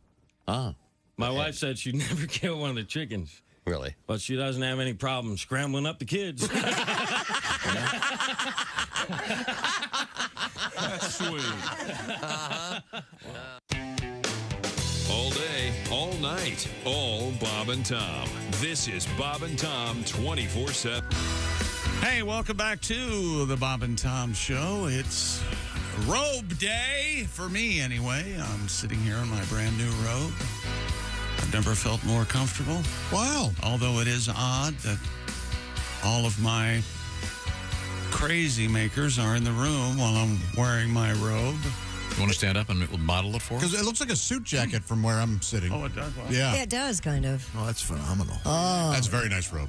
Yeah. Yeah, it's a it's good cut. Probably 2-inch checks. Large checks. You cut quite a figure. It's called a buffalo plaid. Your irritation and disgust No. is not gone lost You on look me. like a kind of a Hugh Hefner. No, you look like a Kevin Costner. You're at Yellowstone, sitting in front of the fire with a bourbon. Well, we've got to kill him. Oh, that's Take very him to the good. train station, Take him Rip. to the train station, Rip. Nice. And that's what happens. Yeah. There's me some reference. I Ever have watched Yellowstone? No, not yet. I want to. I have the answer to We our just spoiled question. the whole thing. Son of a... You were asking who the dog was. That when you'd give him the dog biscuit, he'd go and hug himself and then go floating. Yeah. It's Snuffles from the Quick Draw McGraw show. Loved Quick Draw. And I think this audio may work. Oh, calling the dog. Come and get it, Snuffles! That's Quick Draw. Remember Quick Draw McGraw? That is Quick Draw? That's Quick Draw, yeah. I think Dawes Butler. Here we go. Did you hear the whistle? Now that's the dog pointing at his mouth. I can't stand it. There was a whistle calling the dog. It's a visual. Yeah, he's got to explain. Okay, then what happens? But the dog is behaving like every dog looking at you, pointing at his mouth, going, yes, yes, yes, yes, yes. Pointing at his mouth. Here you are. Catch. What happened there? He's hugging himself. Why is he hugging himself? And then he lies down, and he... Sounds like he's having an orgasm. And then he moves his feet and goes floating upward, and then he goes down. Boys. You can tell someone owned a dog. I'm answering the question, Josh. Someone asked. Not all of us are just cat lovers. I like dogs. Mm-hmm. Why don't you get one then? Oh, boy. I don't want to. I'm a better dog uncle than I am a dog owner. Yeah. Okay. Plus, the one time I did get a dog and I mentioned it on the air, you shut it down so fast. You couldn't have been quicker to dismiss it. What kind of dog was it? Not the one that you like. That's why. That was the problem. Yeah. Sorry, Yeah. the problem. I remember. I now remember too. Yeah. Yeah, it's all rushing back. Now, any PTSD survivor will tell you. Yeah. We were discussing names. And like people names? Yeah, I remember we had that nice letter from Chad Dagme, whatever it was. Dagley, yeah. Dagley. This guy, Dear Bob and Tom Show, my last name is Roosh. Roosh. Whoosh. In high school, everyone called me Roosh Bag. I bet they did. I bet. I hope in a ribbing way. I think he must like it. He wouldn't have. Roosh douche. Okay. Well, I'm sorry. We have to get back to the sports page. I'm trying to remember do you guys remember any of the nicknames that you for people when you were in high school? Yeah, we had Turtle. Turtle? Mm-hmm. What was Turtle about? He kind of looked like a turtle. Oh, turtle, he had a little face like a turtle. Like No neck, what was Nick? the turtle in the cartoon? Touche Turtle? Yeah, like Touche Turtle. He kind of looked like that. Mitch McConnell kind of looks like a turtle, doesn't he? Oh, a little bit. Yeah. A little bit. Yeah. There are turtly people out there. We had Daybuzz and Mountain and me, of course, Chuck's Deluxe. Chuck's Deluxe, I love that nickname. Cubby. God, who else do we have? Cubby's name was Alfred. Yeah. We had Boner. And he hated to be called Alfred. Oh, Boner. Even the teachers called him Boner. Well, they weren't supposed to, but occasionally it slipped out. Is Boner? His last name. His boner slipped out? No, That's right. His name. Everyone called him Boner. Must have got detention for that. Jail time. Yeah, that'd be. I'm Where's sorry. Boner? Oh, he's upstairs. Sorry, I brought it up. He's in juvie. Did it again. Doing a nickel for whipping it out. We had a guy named We had a guy named Tree.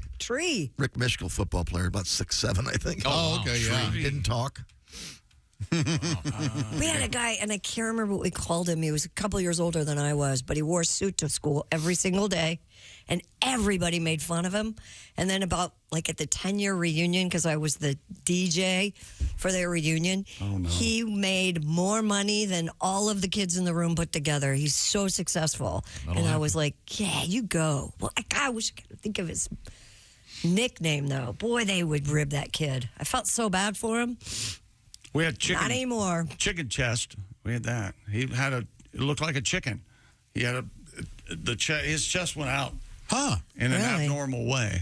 We all thought. So we called him chicken So chest. did all the people on the football team have nicknames? I'm trying to I think a lot of them. Did you have one? Deluxe. Oh, that's right. Chuck's Deluxe. It's a great name. Nice. I can't think of any others. I will, and I'll just yell them out. Okay, when they come to you in the meantime. And that's sports. Oh, I wasn't expecting that. Yeah. Okay. Do we want to hear This is what you farted for. the Australian call of the winning touchdown in this year's Super Bowl? Oh, sure. Here we go. Mahomes takes the snap, runs out right, throws. Harpoon takes the catch, and the winning touchdown is scored. The legend of Patrick Mahomes grows. An overtime win as the Chiefs' kingdom becomes a dynasty, and Patrick Mahomes heads off on his lap of honor. Helmet raised. The great one. And once again, he wasn't really sure if it was called a touchdown or not. Kind of hesitates. Mahomes takes the snap, runs out right, throws. Harpoon takes the catch, and the winning touchdown is scored. The winning touchdown, yes, that's right. There you go. Shrimps on the Barbie, Paul Hogan. Chiefs Kingdom.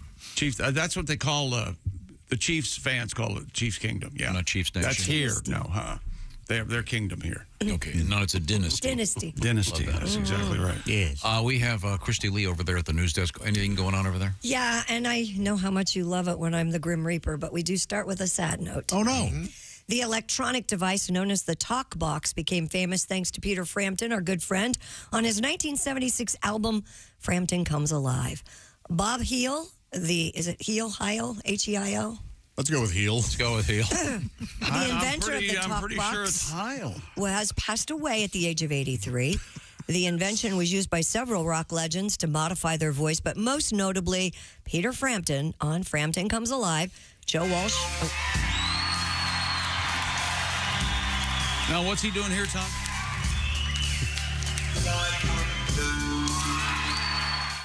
It's like a plastic tube, and he moves his mouth and plays the guitar at the same time. Yeah. So it's got that creepy, weird. So essentially, is it the guitar sound goes into his mouth, and then he moves his mouth? Yeah. And he's not singing at all. There's no air being expelled from him. I think he just moves his mouth. I think he's singing. Kind of going, oh, okay. Yeah. So it's a combo. Yeah, I think pretty so. Interesting. We should ask him next time we have him on the phone. Isn't there Maybe we should call him up. a controversy about what he says? What? I want to feel you, and it's not. I always thought he said, "I want to thank you." That's not what a lot of people think. I've always thought it's. I want to thank you. It's the F word. No, it's not. Yep, sure is. I don't think it is either, but I can see where some people heard that. You're confusing the time that he brought Stephen Hawking out to do it at Woodstock. What about Joe Walsh? Joe Walsh did it too. Rocky Mountain Way. Yeah. That's a good one. Yeah. I love that. Sweet Emotion. Yeah. Haitian Divorce. Joe Walsh of the Eagles and Richie Sambora of Bon Jovi also have used the Talkbox. Bon Jovi used it. Wow. During the... That's what that is? Yeah. Oh, okay. Yeah. Doesn't Peter Frampton market that? Wasn't it? Yeah, the Framptone, right? Yeah. Is that what? Okay. Didn't he tell us Still uses it, yep. Framptonator. Oh, it's so cool. It really is cool. It's a heck of a thing. Vote for Peter in the Rock and Roll Hall of Fame. How do you do that? Rockhall.com/vote. It's called Mr. Heel or Heil. He called it the Talkbox. The Talkbox. Mm-hmm. The Talking Box is my favorite ventriloquist in Vegas. Mm-hmm. It's an all-female act. Oh, it's a filthy show. Yeah. Very dirty. It's all right. Don't take the kiss. Yeah. Remember Sherry Lewis? And she did it with a clam chop. To his lamb chop? Clam chop. And I think Sherry Lewis's daughter's doing it now. Is she really? Yeah, lamb chop's back. Way to forge your own path there. I used to love lamb chop. It's a tribute. Sorry to goodbye to the inventor of the try to be your daughter. I mean, I'd kind of like to. How did this guy even get the idea to do this? What a weird. Yes. So odd. What an odd. Hey, I know if I took my guitar through this tube. But cool. It's very cool. I wonder if they'll do his eulogy through it. I sure hope not. We are gathered here tonight. Do you have any idea what you just said? Yeah, I said we are gathered here today as if it came through a talk box. That was the essence of the joke there. It's probably fairly unlikely, judging by Christie's disdain for my suggestion. I'd give anything for Pete to call right now and say, hey, I was just listening. Talking about my eulogy through my talk box? No, the Heil guy. No, the Heil guy, or heel guy, not what he's going to hear. No, it's the eulogy for the guy that died that invented the thing. Okay. Peter's doing great. Yes, he is. That's what you just said. Speaking of rock and roll. We can fold that robe 4 ways and shove it up. 4 ways. Well, at least the belt, I think. And then pull it out slowly. Not the belt. Pull it out slowly. Okay. Danish scientists have named a 190 million year old fossil after rock icon Alice Cooper. The marine worm, dubbed Serpula alicecooperi, was discovered by amateur geologist Mette Hofstedt before it was studied by a team of researchers from Prague and Denmark. What a stupid name. I never met a Hofstedt I didn't like. I have. Well, many. It's Hofstedt, not Hofstedt. So it's kind of an honor, don't you think? Yeah, the creature from a Jurassic period is described as having a crown of tentacles and a protective tube. She had a period? And it was bad. It was Jurassic. Hide in to avoid predators. It's T-Rex week. Study author Jesper Myland said, I have always thought if somebody deserved to have a fossil named in its honor, it should be Alice. I bet he doesn't like being called a fossil. Well, he's not that old. Yeah, no. Alice thinks it's cool. Sure. That's right. Myland added his music has been firmly playing in the background during much of my research, and so thus the name of the worm. This says $1 billion babies. By the way, other rock stars that have fossils named after them. Yes. Tony Iommi from Sabbath. Motorhead's Lemmy. Alex Webster from the band Cannibal Corpse. I'm not familiar with their work. You don't need to be. Okay. Sorry. It's just disgusting. This noise. One of the Ians from Deep Purple, Ian Pace. There was a time in... Are you sure it's Ian Pace? Yeah. Not Ian... what's the other Ian? Rogers? Gillan. I think at one point everyone in the band had to be named Ian, if I'm not mistaken. Even the roadies. Ask Ace. And then the band Meshuggah. Not Thomas. familiar. Oh, it's a Jewish rock band. Okay, Meshuggah. In any event, those guys all have these critters of ancient stuff named after them. So it's kind of cool. It's interesting that a guy that wrote Schools Out would have these uber nerds all excited about him, but it's kind of fun, don't you think so? Yeah. This is actually the second fossil that's named after Alice Cooper. Oh, it is? The first one was like a small rodent, but now he's got this worm, so no more Mr. Mice Guy. What are the odds? Evidently pretty hot. You would have thought it was not a setup. It really wasn't. We did not collude on that. No, if so, we would have come up with something better. We would have been embarrassed, yeah, had we thought of that in advance. I love his opening riff so much, and then the song really disappoints me every single time. All of them. Really? Oh. Yeah. That No More Mr. Nice Guy is a great opening riff. Have you ever seen him live?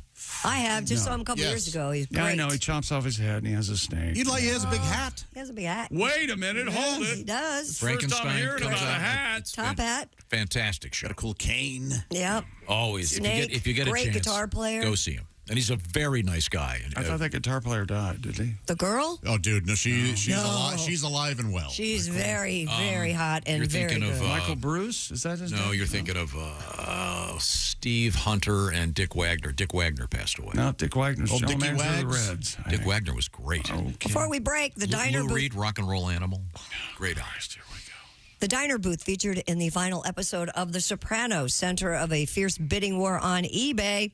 Holston's, the New Jersey diner and ice cream parlor where the scene was filmed, announced it was retiring the famed booth due to structural issues as the restaurant gears up for renovations. So they decided to put the entire booth on eBay, listing it for $3,000. Oh, it's going to be $1 million, I bet. It has since racked up over 232 bids.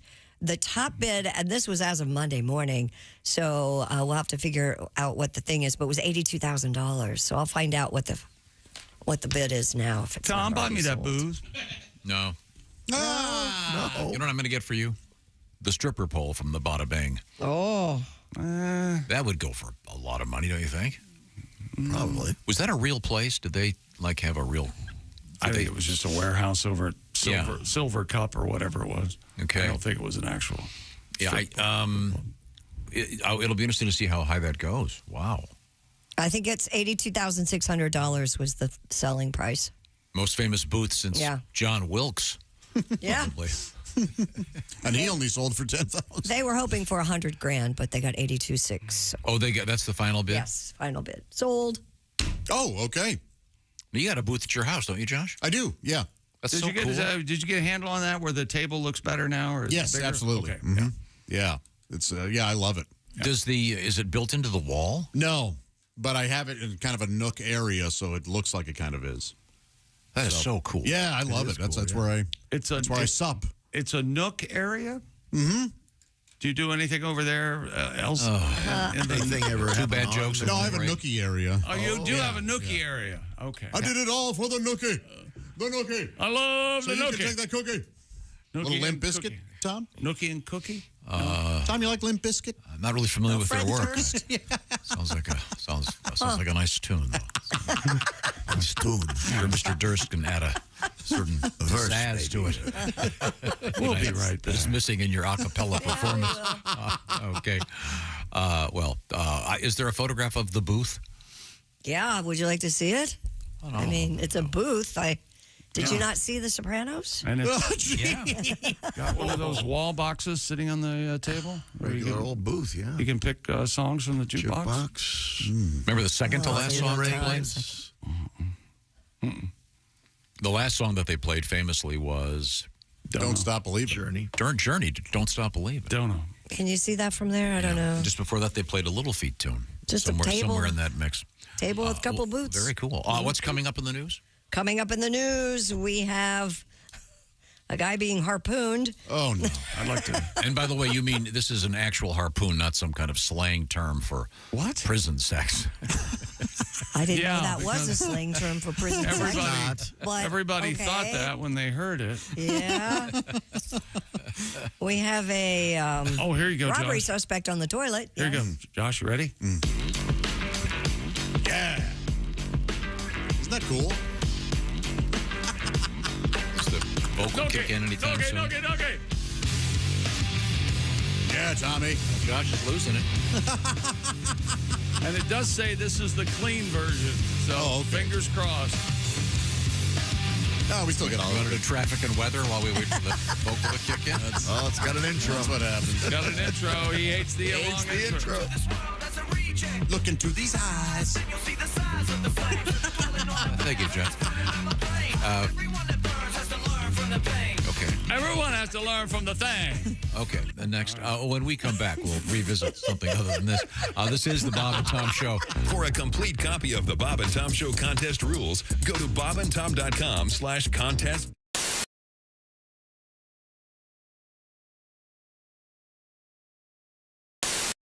Hey, it's Josh Arnold with a food recommendation for you.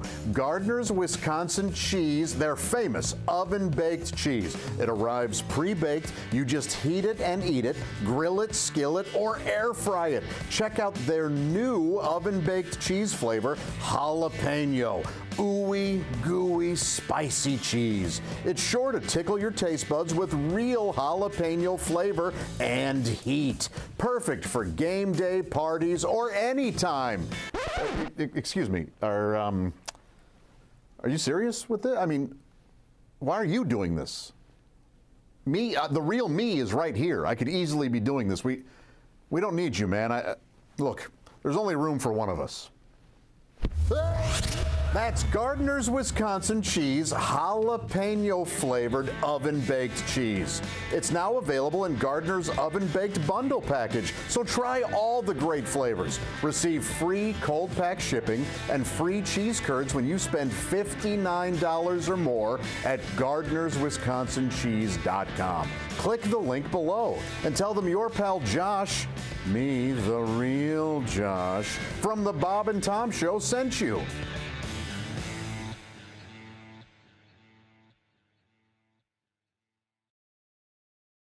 I mean, do you want a sample? Where no one knows You want you. a different mic so you can stand yeah, I up? want to stand because I mean this is a real. Well, you can turn that up into a standing mic if you can take that so out of desire. the socket there. Oh, if I can hold it. Oh, look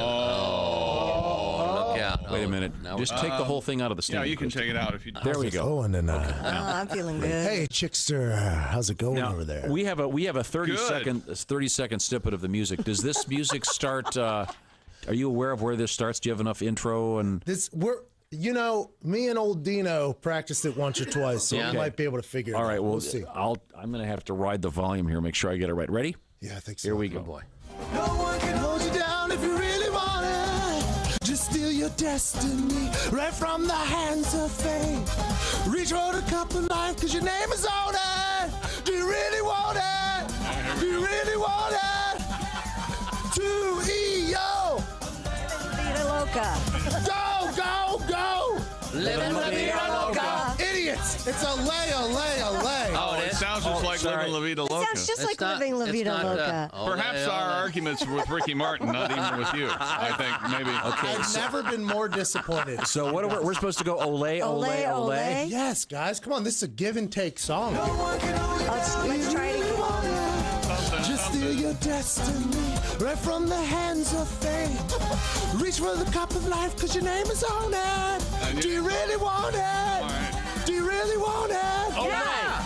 2-E-O. Ole, ole, ole. No. Ole, ole, ole. Tonight's the night. We're gonna celebrate the cup of life. Ole, ole, ole. Now, Now, wait a minute. In our defense, it's living La Vida Loca, only redone. Yeah, it is for the most part. That is very judgmental of you. Well, I'm sorry. Well, it does sound very similar. Sounds very similar. I do love the song "Living La Vida Loca." I will say that. Do you do that one? It's a great song. I don't do that one because it's not as much fun with the audience.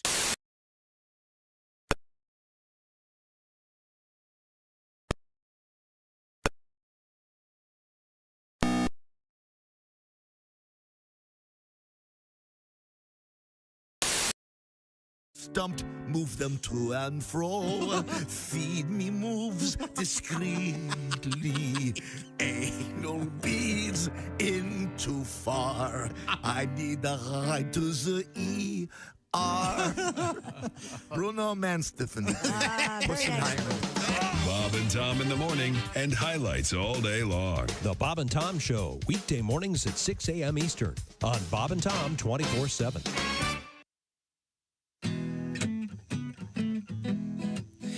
Hey, this is Henry Phillips, and you're listening to Bob and Tom Radio. Right now, we've got Bert Chalice as our guest. Did you drive here from? Yeah, I drove over and no longer driving my Yugo. You know, I had got rid of it. Yeah, I got a Yugo for a while because I bought a Yugo because I had the coupon. You know, sure. And it's not much of a car. You turn up the radio, the car stalls. No rear view mirror because nothing will be behind you. Believe me. You can actually tick off the Amish people. You know, they go by and bullwhip you. You know. Sorry, they don't have horns. I got places to go.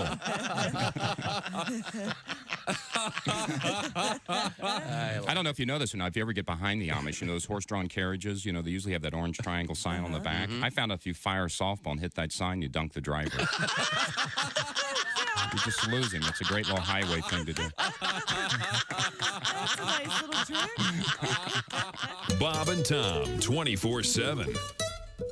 Yes, I have been doing lots of research, and now if you tell me who your favorite band is or what your favorite movie is or even what your favorite book is, I can tell you what you are saying about yourself. Okay, Christy, can we start with you? Do you mind?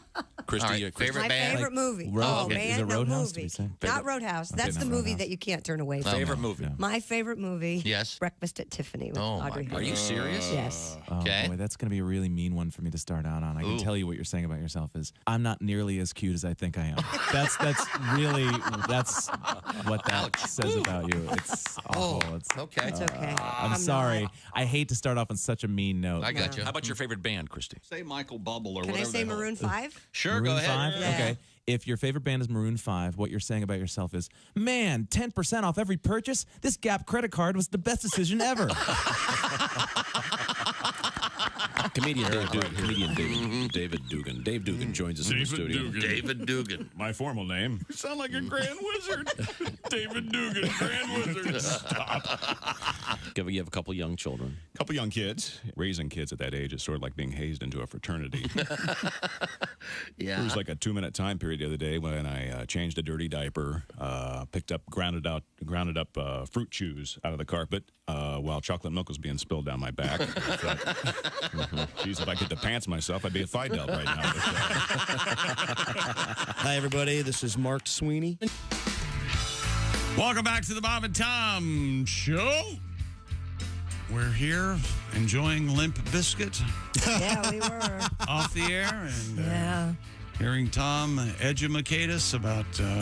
like a chump. Like a chump. No, Tom, we had to hear about Little Feet, not Limp Bizkit. Tom, would you be insulted if somebody called you a chump? You should be. No, obviously, if that's they have to reach for something that of a lesser insult. It's really not. I don't call people chumps. The delivery really doesn't affect me. How do you feel about the term poopy head? I would think. I think you'd like that was very funny because it's got poop in it. No, not really. No? All right. Very childish, poopy head. Yeah. But no, we were discussing the fact that the diner, the actual from the last scene in The Sopranos. See, you were talking about it. Go ahead. Well, no, Christy. The booth. He made the booth was sold at auction for what'd you say? $82,600. Final bid. Are you sure Sold. about that? Yes. And famously, unless the New York Times lies. Tony sits down and he has that jukebox thing right at the booth. I wonder if it Seaberg wall box. They're very cool. Does it come? I wonder if it comes with the Seaberg wall box. It doesn't say that here. I don't know. That'd be 82.9. Oh. Yeah, you would want that. And plus the get ready, and then I used to have one of those. You're kidding me. I know what Really? what happened to it. Yeah, I had it on the table. I forget where it went. Oh, that's cool. That'd be great for Josh's house. Some person took it. I would imagine now you can buy them that are Bluetooth, and you just Oh, yeah. they're a Bluetooth speaker that looks like those. You don't have to put 45s in them anymore. right. But Tony sits down and it's right there at the table, and he plays Journey, Don't Stop Believing. I've said it before. I say it again. I wanted to be a vinyl lover. I really did. I tried. I still have vinyl, but I have a turntable. But boy, is it a pain in the ass to get a record going anymore. Instead of just boop, boop. Oh, it's all through the house on the speakers. Okay. From my phone. Why would anyone do anything else? Huh? I agree. Well, it's the ritual, listening to the pops and the cracks, and then you have to listen to the songs in the order they're presented originally by the artist. Yeah, it's some folks enjoy that. Not everyone. They can clean. Do you their listen to vinyl? Pot. Occasionally. Really? Yeah. One of my little girls has a record player. Of course. Oh, that's cool. Does your little girl is that the one with the balcony? No, it's the other one. The other one. One with the moat. The moat. What distinctive feature does she have in her bedroom, or has she not heard about her sister having a balcony? Yeah, dude, that's so awesome. I mean, what little girl doesn't want a balcony? Every girl like wants a a princess. balcony. We got the Christmas lights. The white lights are still on it. We leave them on. So you walk into her bedroom and she's playing some vinyl. Like a chump. Yeah. Like a chump. Like a chump. Like a chump. Like a chump. Like a chump. That's right. Your day's coming, Is sir. that the first verse, or does it? That's more of a bridge. Do they move on to anything else? Looping going Just on there. as good as All That You Dream by Little Feat? No, that's the second to last song played in the final episode of the song. All That You Dream? Yeah, when he's walking into the bar, they're playing All That You Dream by Little Feat, and then he sits down and he goes through the what's the song before that? Jukebox. It's called Your Face Smells Like My Ass. Oh, who did that? Melanie. Who wrote? Somebody. Melanie? Somebody had to write, hey, do you have a match? Yeah, my ass in your face. Who wrote that? Right? I thought it was my brother. And who wrote Beans, the musical fruit? That guy never gets any credit. No. Oh, this is interesting. Both attributed to Golda Meir. That's interesting. Wow. Who would have thought? Yeah, I would have thought Madeline Albright, but no. What a wicked youth. Oh, they had a band. My ass in your face. Let's see, where were we? Oh, I know. We were trying to get something out of Christy Lee that was relevant to today's culture and society.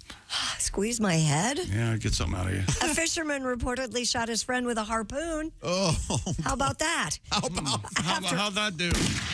They were arguing over who caught the bigger fish. Argument over. Newsflare reports the 45-year-old victim, Mr. Sujit Klingtele, and his friend got into a fight while they were drinking. Sujit, I'll tell you one more time. You better shut your mouth. My fish is bigger than yours, or I'm going to shoot this harpoon in your head. The friend allegedly grabbed a harpoon, not a gun. aimed it at Sujit's head and fired. Unbelievable. Dodging the metal spear. It was not a gun, you idiot. Into the base of his head. Into the base of his head yet. There you go. Whoa. Look at that. Holy hell, that's a lobotomy. Sujit remained conscious while his friends transported him to a local hospital where volunteers cut down the foot-long harpoon protruding from his head. What a small harpoon. So the remaining metal piece could be surgically removed. Hang on a second.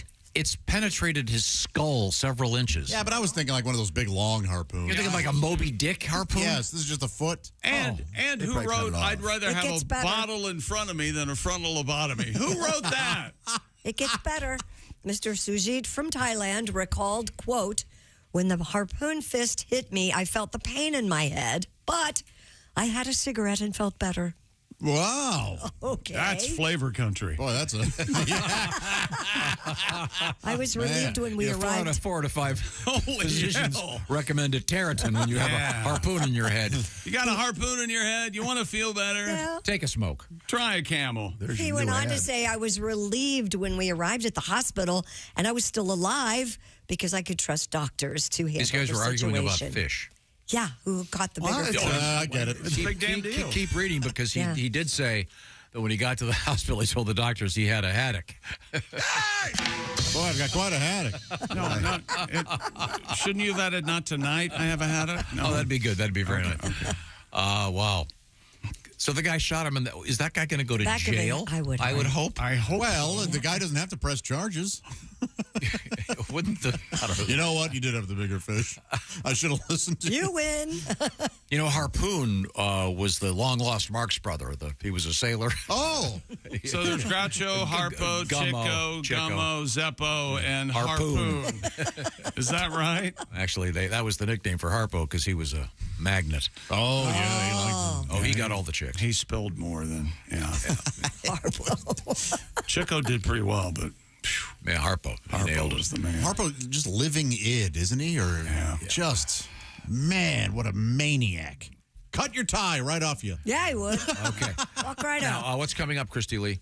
Coming up, we have poachers in the news for a very interesting thing. They take rollerblades and make a comeback, sort of. Boil them is what they do, the poachers. And there's apparently a breast groping problem in Ireland. We'll talk about that. Pat. And they make this noise. Oh, look at me. They make this noise when they grope. Okay. Oh, it's a tata, said Pat. Oh, it's a couple tatas. We'll explore all these stories. This is the Bob and Tom Show. Thanks for listening to the Bob and Tom Show this morning. The show is also out there for you on our YouTube.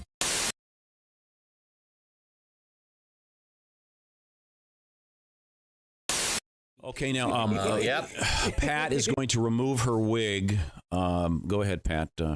Can you see it? We're taking a little video. Well, let Miss Pat put a hat on. Okay, go ahead. Oh, you yanked it right off. There is that clipped on? Oh, no, you've got like a yarmulke. Wait a minute. That's a skull cap to hold the wig on. Looks kind of like a yarmulke. So it don't fly off in the wig, Tom. See, we're already down to the skull on your head, so we don't give you a skull Miss cap. Pat is not going to place her wig on my head. Go. That's really tight, isn't it? Yeah, it is. Oh, geez. Let me do it. Don't mess up my wig, Tom. You've got a giant melon, Are you supposed Tom. to cover my no ears? Idea. Yeah, for a minute. Wait a minute, Tom. I got this. Ow! Let the listeners know out there that there are about 30 cameras right now. You're really hurting my ear. Let me make sure it's styled right. Trained on Tom. Do I have bangs? I just want to have... You look like Weird Al Yankovic. Chick, describe. How do I look? I can't see. You have a very dark, curly-haired wig on your head, and with your pale skin, you kind of look like... Tommy Lee Jones in Lincoln. Tommy Lee Jones in Lincoln. Not Denzel? No. Not Denzel in Flight? You're a little too light. You remind me of Tommy Lee Just Jones. Because you have Lincoln. dark hair does not make you a black man. The 13th Amendment will... Didn't Tommy Lee Jones have the black wife? Uh-huh. Oh, yes. You're giving up. Don't give away the movie. They already won the Oscar. You sure do, Tom. You need a sister in your bedroom, Tom. Oh, yeah. I have to. That's what you need, I was hoping for Denzel, and I've got... You look like, You don't look like you Denzel. look like a slave owner. Christy hit it on the nose. You do look like Tommy Lee Jones in Lincoln. Did you hear what she just said? No. He looked like a slave owner. I look like a slave owner. Oh, yes. Look at that. It'd be very uncomfortable. Does it really? Yeah. Well, as far as I know that. Never mind. We'll just move forward. Miss Pat could be your Sally Hemings. How about that? Heard this stuff from you. I hit a guy in the jaw and as hard as I could twice in somewhere in New York, Albany, New York. I just played the Palace Theater, and we were going to go get something to eat. And it was a restaurant attached to the hotel, and my bus was across the street because I always stay on my bus. And this girl came over and started talking to us at our table, and I don't know her, she had her sister does stand up in New York, and Vic Henley was the opening act, and he does stand up in New York, and he knows her. So they were talking across the table. If it wouldn't have been for that, I'd have shoot her away because I was trying to eat my crappy little piece of tilapia. You must do very well. She gets up and leaves, and she comes back, and she has her sister on the phone, and she's headlining a club that Vic and I headlined forever in Columbus, Ohio. And so she hands the phone to Vic. She sits down next to me, and Vic can't hear, so he gets up and walks away. And then a guy comes over to her. So some guy came up to me and asked me, a young guy, for an autograph. I said, I'm trying to eat right now. And this guy comes over, pokes her in the shoulder, and says, get over here. And she gets up real nervous and walks over there. And I'm like, man, what is this? And I see the guy walking over towards me. And he goes, how come you took a picture with my girlfriend, didn't take a picture with my son? Both of them were connected to this guy. And I don't know. I don't know anything. But he was standing up, and I was sitting down. So I started to stand up, and he shoved me back down in my chair. Uh-oh. And I'm like, all right, okay. And so it was ugly. It was a nice place, too. Wine glasses, tablecloths, and it all went flying. And I got up and shoved him, and he took a big swing at me and hit me, but not really with a punch, but hit me and left his jaw just hanging out there. And I'm like, all right, here you go, buddy. You can't leave your jaw hanging out there. And I just, boom, And and he called the cops and filed assault charges on me, or tried to, and the cops showed up, and I was like, oh, come on, man. The old Chevy Chase shoulder kick. So it's hard sometimes. Yeah. So now, and that's why now I have to have police everywhere I go, because probably nothing will happen, but if it does, I can't hit people. Yeah. I'm 61. I don't need to be getting in fights or anything. And Pat, who's not very big, but my guy Pat that drives a bus and manages my road stuff, he's a little guy in stature, but he's a 7th degree black belt. And so he actually got this guy in a sleeper hold from behind after I hit him, and then the guy started tapping him on the arm, and he goes, "This ain't the MMA. You're going to the floor."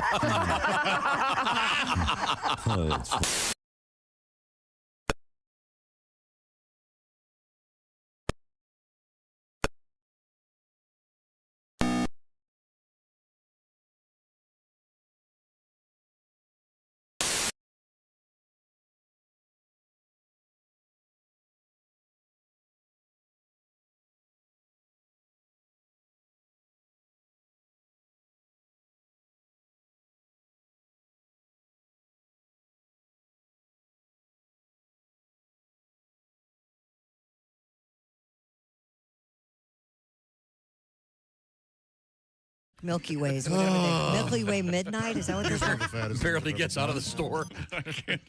Here's one of the fattest. Couldn't possibly wait for it to get nice and cold. I never eat frozen candy bars because I can't wait that. Sit there staring at the freezer. Come on. Pull the chair up. How long is it? He's mad because we're saying it. He's mad because he's laughing. Oh, so funny. wow. Sorry. But we need a palate cleanser, perhaps a little.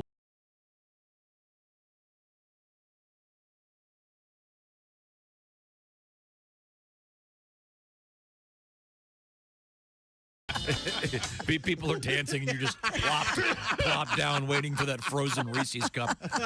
And Jesus said, "Take this bread and eat it. It is my body." And the disciples said, "Jesus, we're all on low carb diet.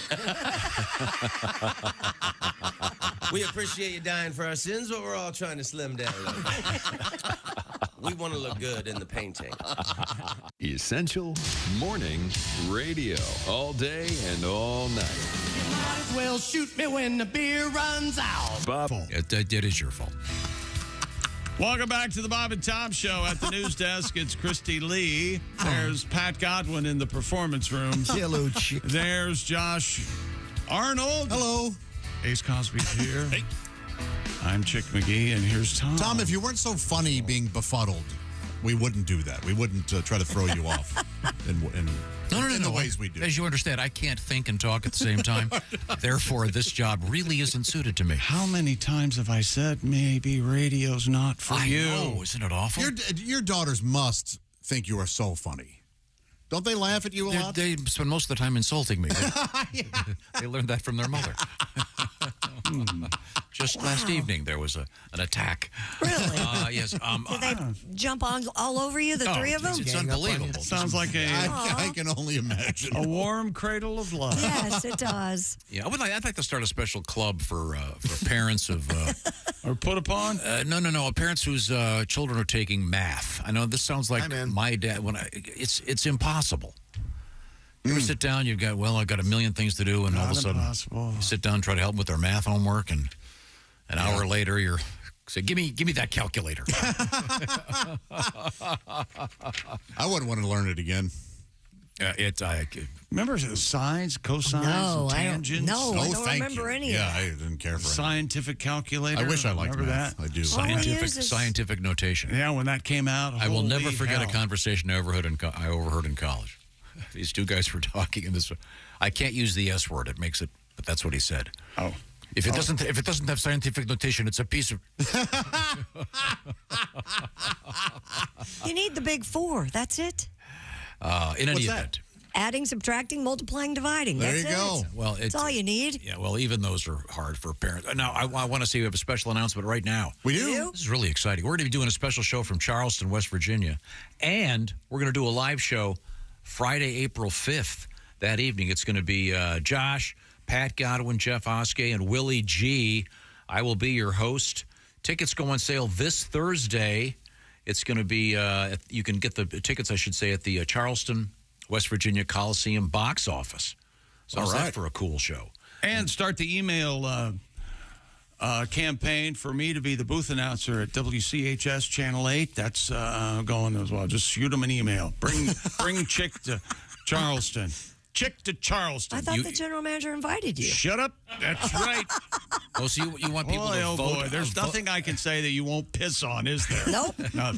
Now, so you would be the guy doing Coming Up at 8. I'm not going to be there live. God, no. But you'd like to record some stuff for them? Shoot them at, oh, yeah. The so-called voice of God? That's right. No, that's usually a live event. Oh, it is usually live? I'm not partial. Didn't you do that for a while? Please welcome to the Give stage. us a sample. Give us what would be coming up. I'm not going to give you a sample. Good morning and welcome to WCHS Channel 8. There. What's their motto? Well, we're on your side. Or... is this a real station or a high school station? It's a real station. Channel 8. Okay. It used to be CBS, and I don't know what it is now. It's ABC, I think. Okay, well, that's nice. Well, anyways, we're doing a special show that morning, by the way, with Duke Tomato and the Bob and Tom Brass to Mouth Horns. And it's a free to attend. We'll give you some details on all this stuff if you're in beautiful Charleston, West Virginia. Once again, April 5th. It's a Friday. Hope to see you there. The Canal Valley. We now return to Christy Lee. What are you going to... Authorities in North Carolina. I'm sorry, what'd you say? Authorities in North Carolina. What was it? Was it authorities? Police in North Carolina say a pair of Venus flytrap poachers may face charges after taking hundreds of the rare plants. Wait a minute. Whoa. Venus flytrap? Yep. Baby, if you've ever wondered. That tells you everything you need to know about the comedy acumen of WKRP in Cincinnati. One of the characters was Venus Flytrap. It's a great show. That was a great show. You didn't Tim like Reed? that show? Oh, and perfectly cast. It's a great show. Herb Tarlick, you've I'm glad lived you enjoy it. Surrounded by Herb Tarlick your whole life. I'm glad you enjoy it. WECT TV. Ectoplasm. Oh, he's working hard over there, Yeah, folks. he is. Ecto-1. Reports It'd be officers. cool if it was WETC. Why? They could go, etc.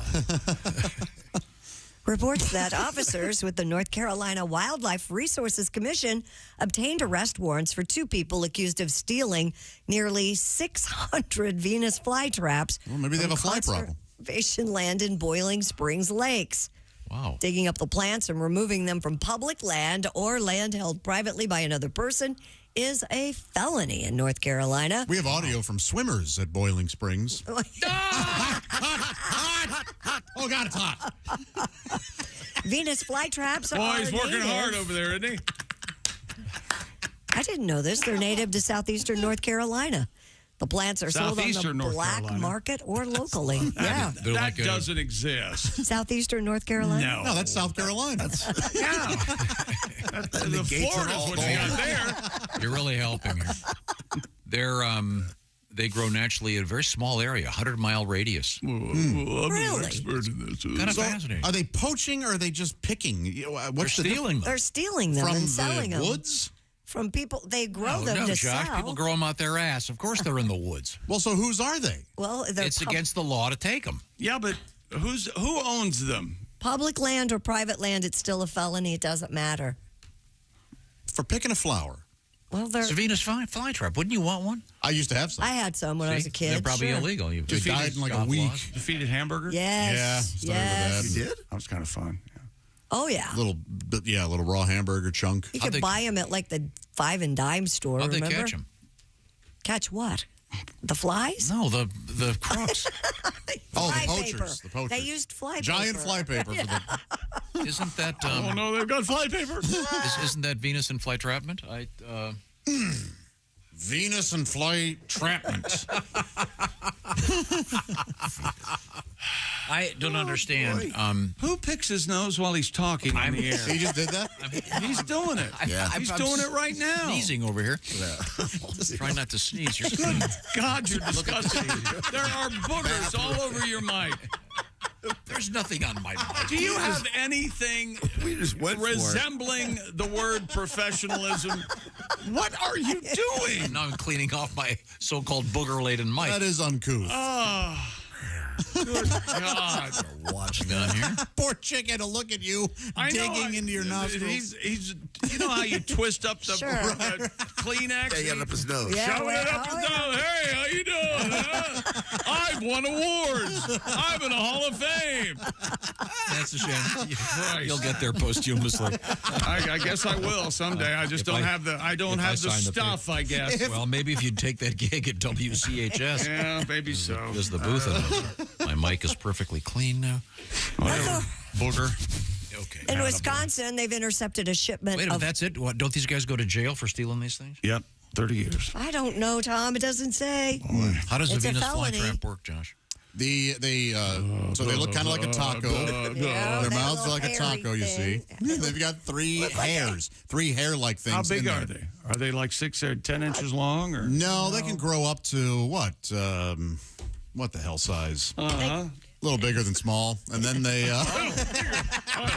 Now that we have, I like bigger than small, and I like 2 times halfway. I love it. Now that we have a reference point. Yes. A little, we can put this in scale. It's not that big, but like and then the fly. Are they a foot long or?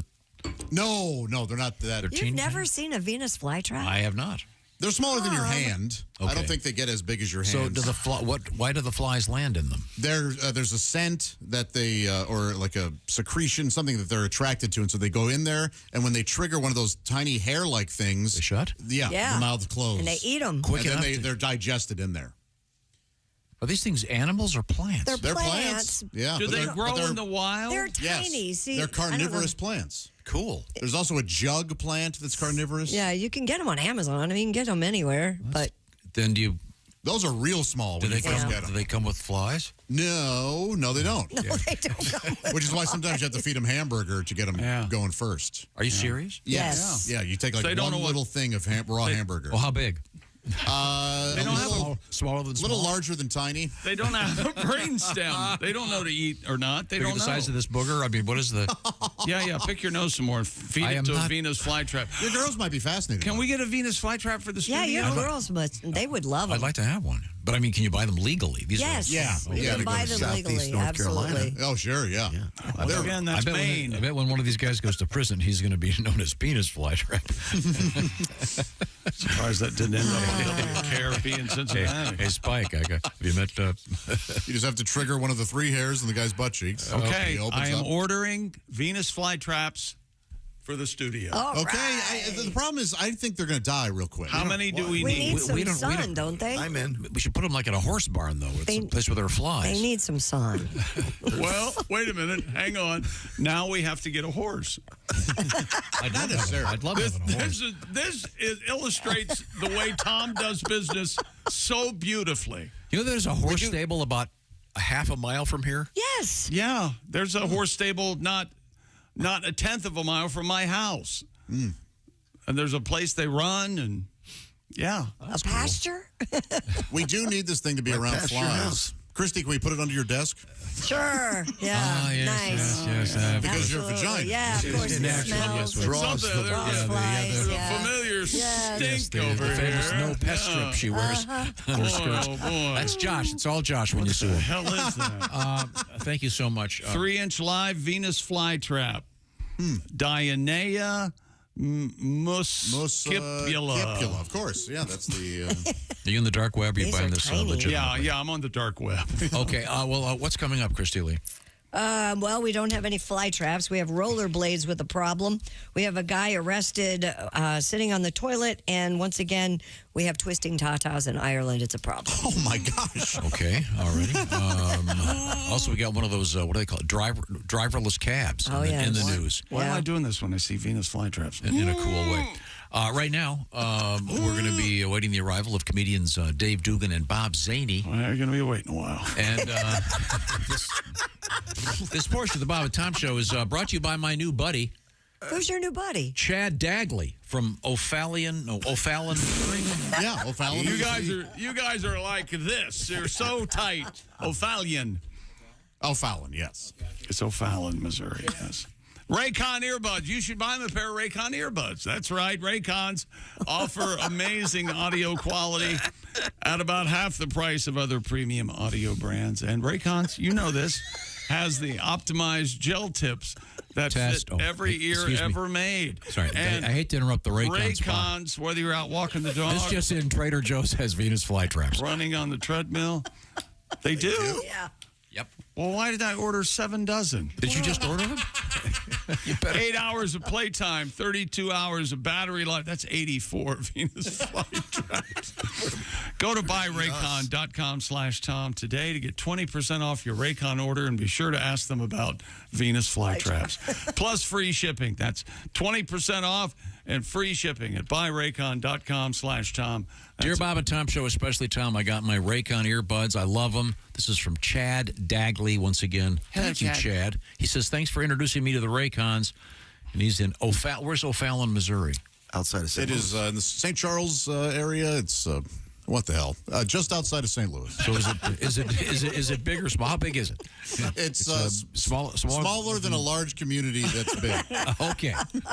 Thank you for. It's 2 times half size. Thank you for sizing that up. That was extraordinarily not helpful. Coming up, to hell with it. I'm ordering 84 Venus flytraps. Here we are. They'll be here tomorrow. What's the over/under and how late Dave's going to be? I think he's here. Okay, that's unbelievable. Be right back. This is the Bob and Tom Show. Hi, this is Dr. Will Miller, and you are listening to Bob and Tom Radio. Hey, Doc.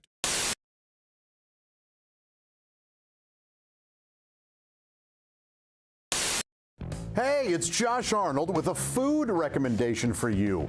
Gardner's Wisconsin cheese, their famous oven-baked cheese. It arrives pre-baked. You just heat it and eat it, grill it, skillet, or air fry it. Check out their new oven-baked cheese flavor, jalapeno. Ooey, gooey, spicy cheese. It's sure to tickle your taste buds with real jalapeno flavor and heat. Perfect for game day, parties, or any time. Excuse me, are you serious with this? I mean, why are you doing this? Me, the real me is right here. I could easily be doing this. We don't need you, man. Look, there's only room for one of us. That's Gardner's Wisconsin cheese, jalapeno flavored oven baked cheese. It's now available in Gardner's oven baked bundle package. So try all the great flavors. Receive free cold pack shipping and free cheese curds when you spend $59 or more at Gardner'sWisconsinCheese.com. Click the link below and tell them your pal Josh, me, the real Josh, from the Bob and Tom Show sent you.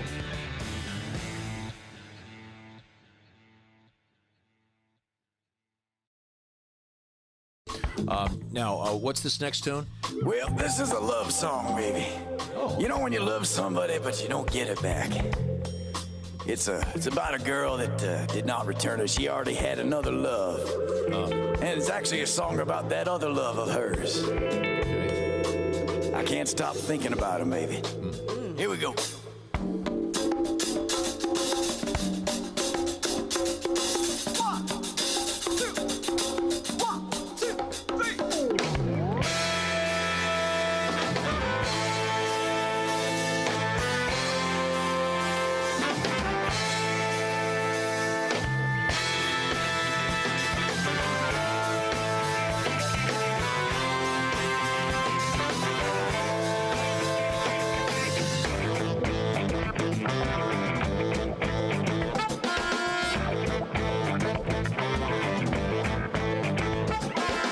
She's a girl who knows exactly what she wants. A man who knows her game and well aware. So many irons in the fire in a juggling act. Tricks on the hook, balls in the air. She spends a lot of time with Peter, and Willie's always up for it. Richard is so smooth and slick, but she loves Dick. Oh, yes, she does. She loves Dick. She can't get enough. She loves Dick.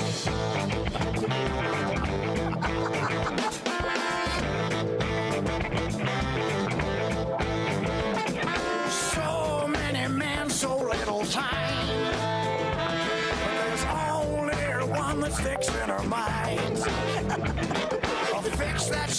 it no matter what she does.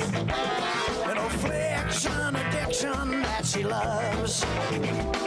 She spends a lot of time with Peter, and Willie's always up for it.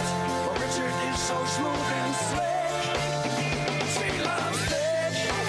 Oh, yes, she does. She loves Dick. She can't get enough. She loves Dick. Hey!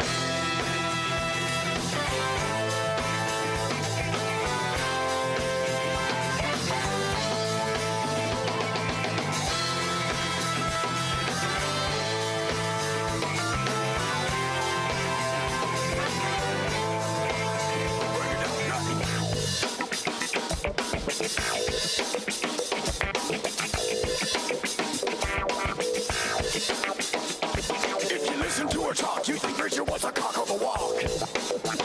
He's good to the last drop, and she can't stop. She can't stop. If you listen to her talk, you think Richard was a cock of the walk. He's good to the last drop, and she can't stop. She can't stop. She spends a lot of time with Peter, and Willie's always up for it. But Richard is so smooth and slick. She loves Dick. Oh, yes, she does. She loves Dick. She can't get enough. She loves Dick. Oh, yes, she does. She loves Dick. She can't get enough. She loves Dick. Yeah. Woo! Oh.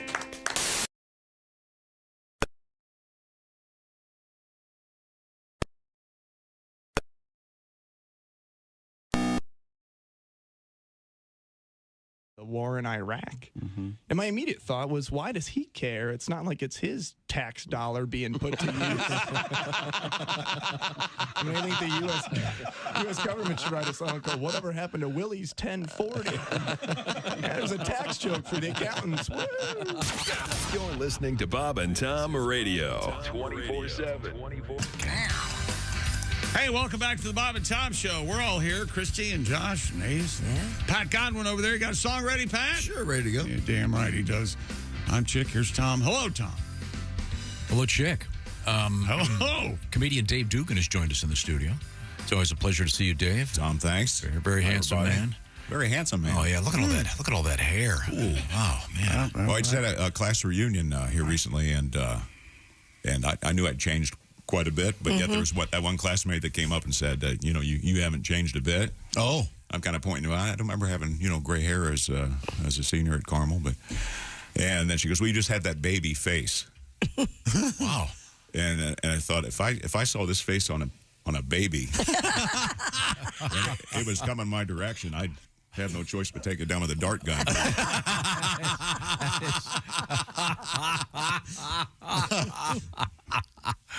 Yeah, that's a odd thing to say to someone. You actually went to a high school reunion. Yeah, I did. Wow, was it okay? I mean, well, I like a lot of my classmates and stuff, but I don't think any of us have been to a class reunion and not sat there for a little while and thought, I just shelled out $35 to mingle with people that if I saw them at Target, I'd do everything I could to get away from them. Oh, that's right, Ace. Talk about frugality and wise shopping. Dave Duke, you guys are kindred spirits. They are. He's got 3 houses. You need to know how. You want to know how to get back to the man? There it is. Well, I have a system. Oh, let's hear it. Are you talking about like getting around? Well, for example, I was getting a lot of prescriptions more than one person should. Yes. And they were getting a little pricey, and so I think they still think I'm a loyal customer. But I started buying mine on the street. Oh, really? Yo, do you have something for my acid reflux dog? Yeah, a little Nexium half price. On the street, they call me MC Hammer Toes.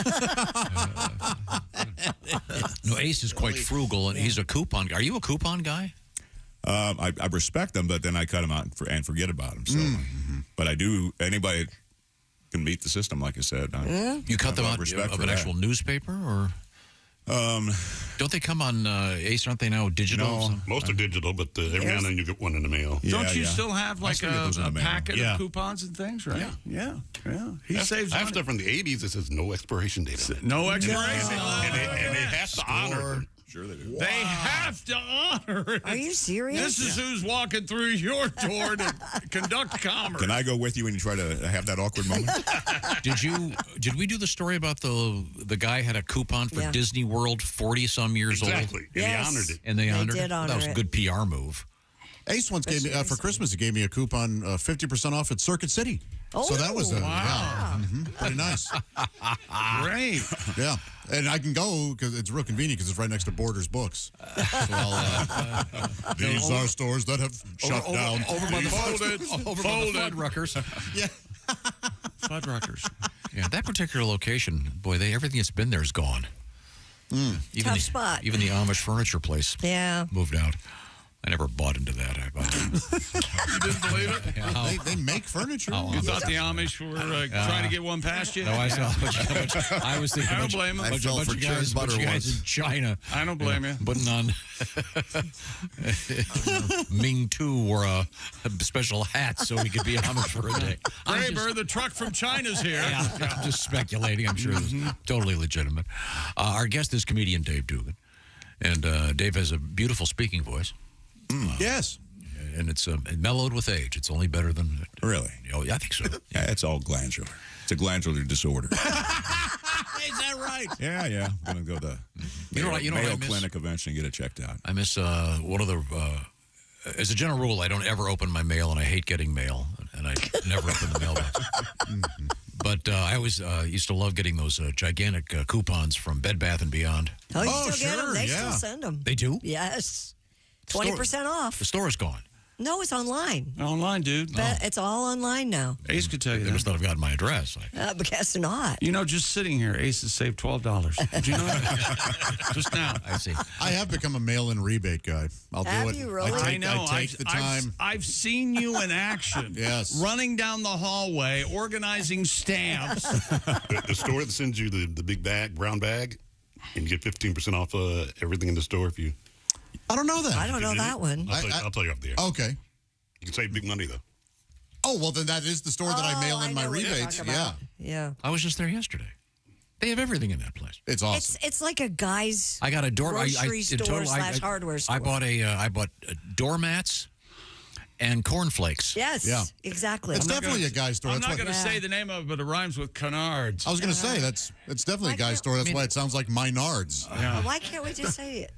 Menards? Okay, Yeah, good. That's right. No, Menards. seriously, they had cornflakes. I know they have a And doormats. they have a food section. They have soup. Light great. bulbs. They have more light bulbs than the rest of the places, I'll tell you that for sure. Did you find the So bulbs many you were looking lights. Yes. Some would say too many. For me, Yeah. I needed to buy some wall sconces, and I was like, my gosh, I don't know what to pick. Was It was simply, it was a half a Saturday. was it? You think there's a lot of Overwhelming, shoplifting? was it? I hope your date wasn't on the clock. Hey, honey, you're running out of time. It was a whore. Meat is running. How many, you think there are a lot of shoplifting in like a hardware store like that? I mean, I think there's a lot of shoplifting everywhere. Yeah. Sadly. Put sconces down your pants or something?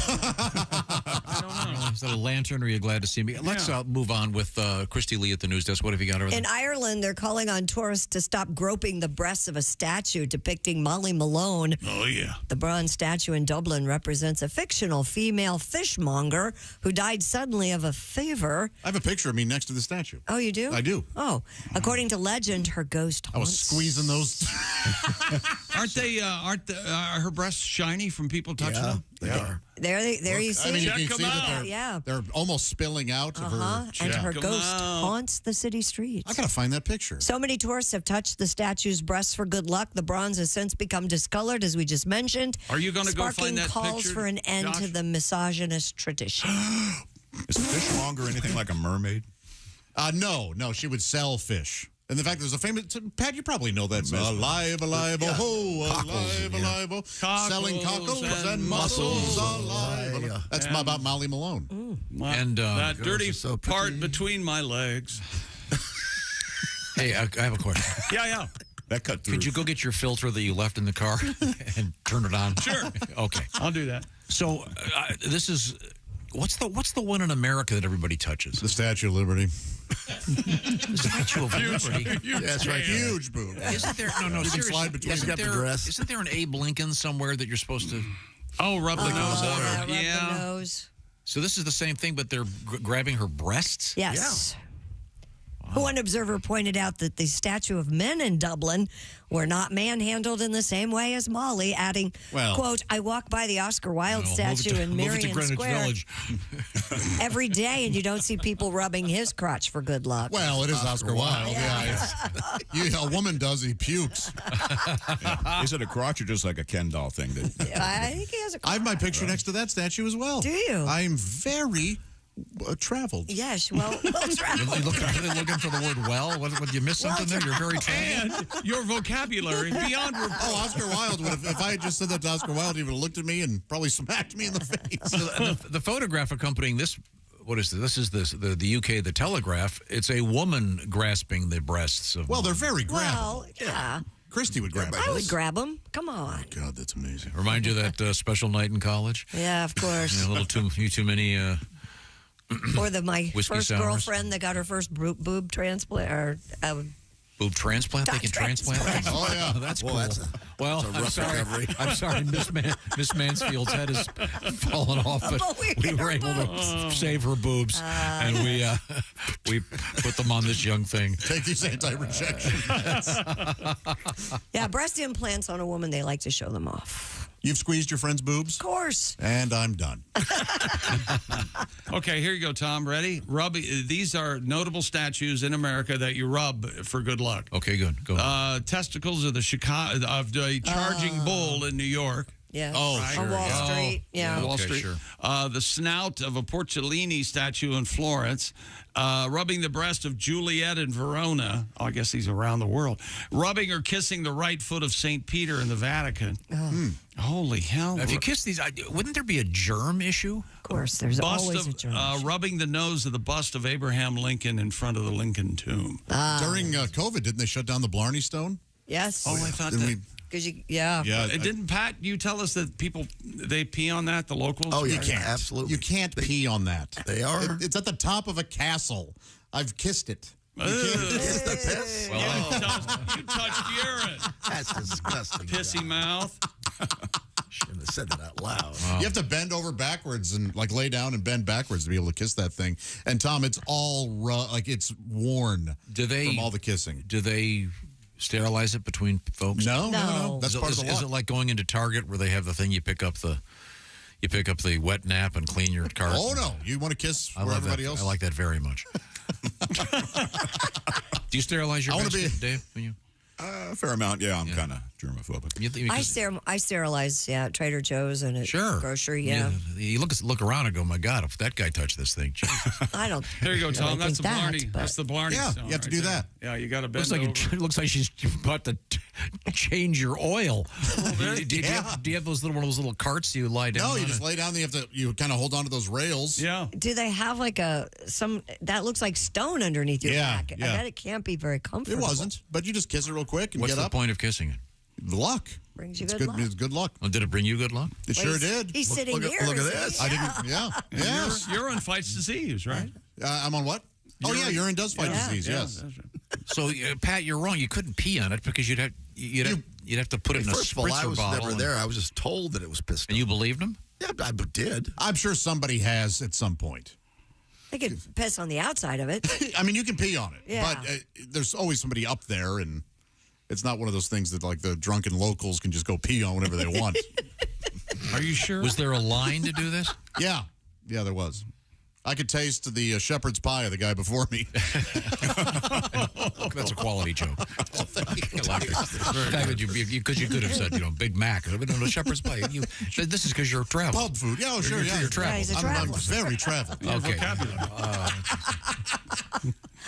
A so-called glamping site in the UK has been ordered to close following complaints about loud sex and bad singing. The Guardian reports the Secret Garden Glamping in Lymington was built as a quiet, relaxing retreat. The last public park that had bad sex and Our Loud Sex and Bad Singing in the UK was where George Michael was. Damn it. There's a joke there somewhere. We're waiting. Gotta have faith. We'll give you. Thank you, Pat. We'll give you some room here. However, residents complained about late night parties and blaring karaoke sessions in the featured delusional versions of the song Islands in the Stream. Don't say karaoke like that. Yeah. Don't. Karaoke. You're an American. Multiple neighbors also said the thin canvas tents did nothing to contain the sounds of people having noisy sex. It wasn't glamping, it was flucking. Luxury. All right. Yeah, it was. The local council has since denied the owner a retrospective planning application, so apparently it's going away. Dave Dugan, are you a camper? Not really. I mean, like the old days where we just get the tent and throw it in the backyard. I don't think that's too much of a survival. That is more glamping, isn't it? Yeah. You can go in. Yeah. Anytime you can go inside for some warmth and a hot pocket. Yeah. Got a microwave, a roof. Yeah. But no, you said so. They're complaining about loud sex and bad singing. Yes. It sounds like a Motley Crue concert. Should have been a camper. I was an Indian guide. Oh, were you? Yep. I was straight arrow. Oh. And my dad was longbow. Oh. It's a father-son deal. Okay. Kind of a reject Boy Scout troop, actually, now that I think about it. Longbow. Kind of an honor. Yeah. Straight arrow. Ask my mom about that. Yeah. I was straight arrow because, well, I won't even. Okay. I said it. Yeah, you did. Oh, okay. Well, now, what's coming up, Christy? Well, we have rollerblades in the news, infused with something special. We have a self-driving taxi in the news in Question. LA. Is rollerblade one of those like Kleenex words? Oh, I don't know. Is rollerblade a name brand or? Oh, you mean our inline skates is what they call them. So rollerblades is like a specific. I think it might be a brand. It might be because they are inline skates. So is the story from 1983? I just saw a guy on rollerblades yesterday, so they're still out there. So some people call them rollerblades and other people say inline skates? Mm-hmm. Oh, my dad just called them gay.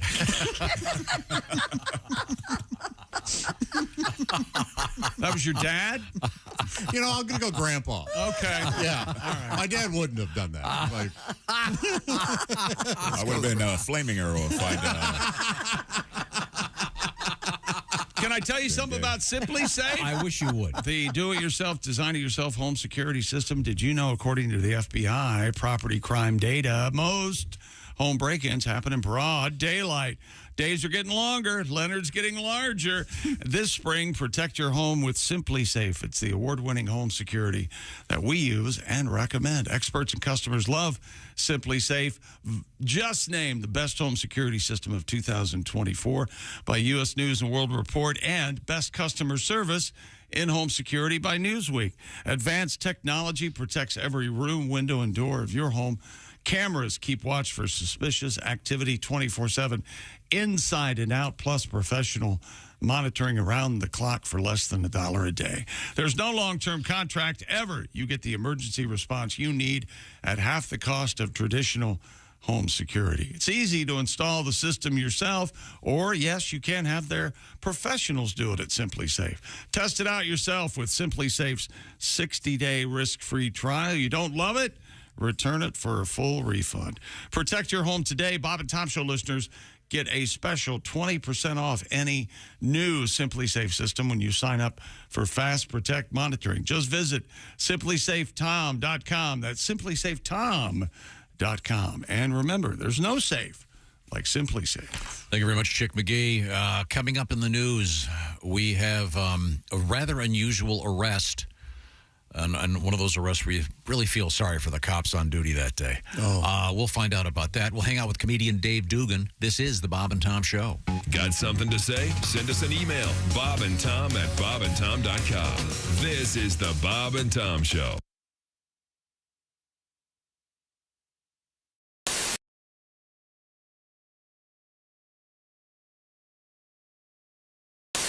I was just kind of curious if you've done any straight, sort of. No. And now this from ABC News. Oh, no? I'd like to. Mm-hmm. BBC News in London. I'm Lakshmi Singh. Yeah.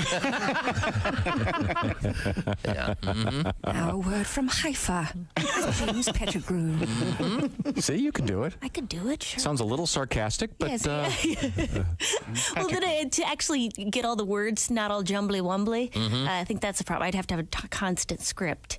Yeah. I think I'd have problems talking off the cuff intelligently about world issues. Yeah. Well, that's why you're here. Yes, exactly. And now, the latest from Greece. Yes. With Maria Bamford. In English! I'd like to order dessert with milk, please. Yeah, thank you very much. I could say something in Hindi. Ki hale kuta per milangi. Hello, dog. Goodbye. That's what I got out of 4 years of Spanish. Yeah. Hola. Dog, goodbye. Well, it's Yeah. hi, Frank. Hello. Hola, Paco. Que tal? Yeah.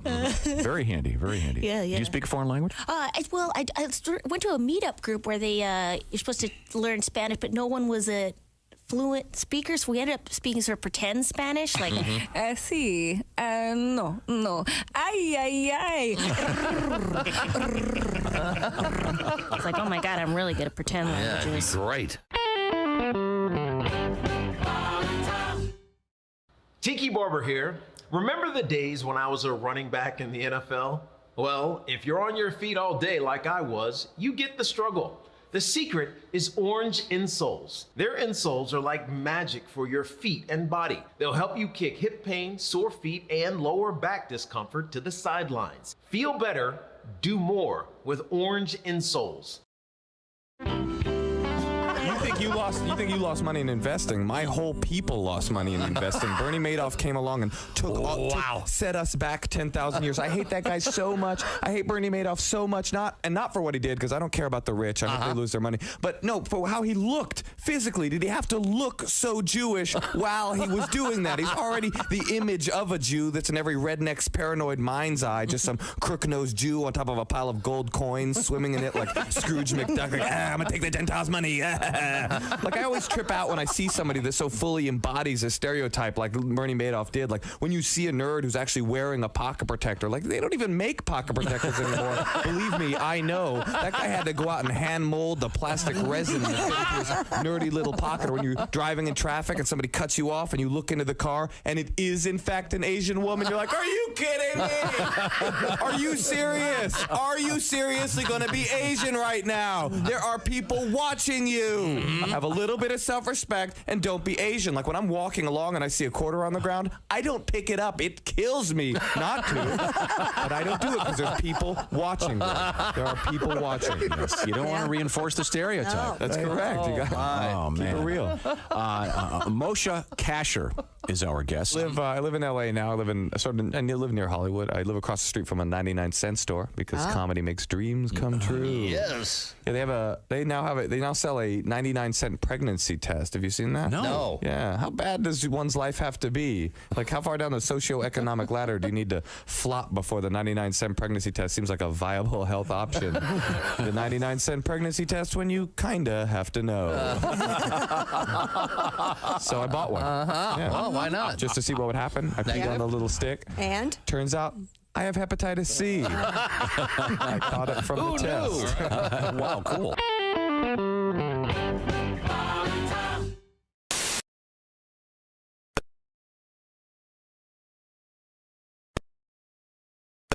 What you get, but I'm a stepfather too. Which I've been for a few years now. And if you're not a step parent, you don't realize the warmth and rewards that you get for the warm, loving feeling. And it's, I hate you. Okay, here's some more money. You're not like my real dad. That's right. You can find me.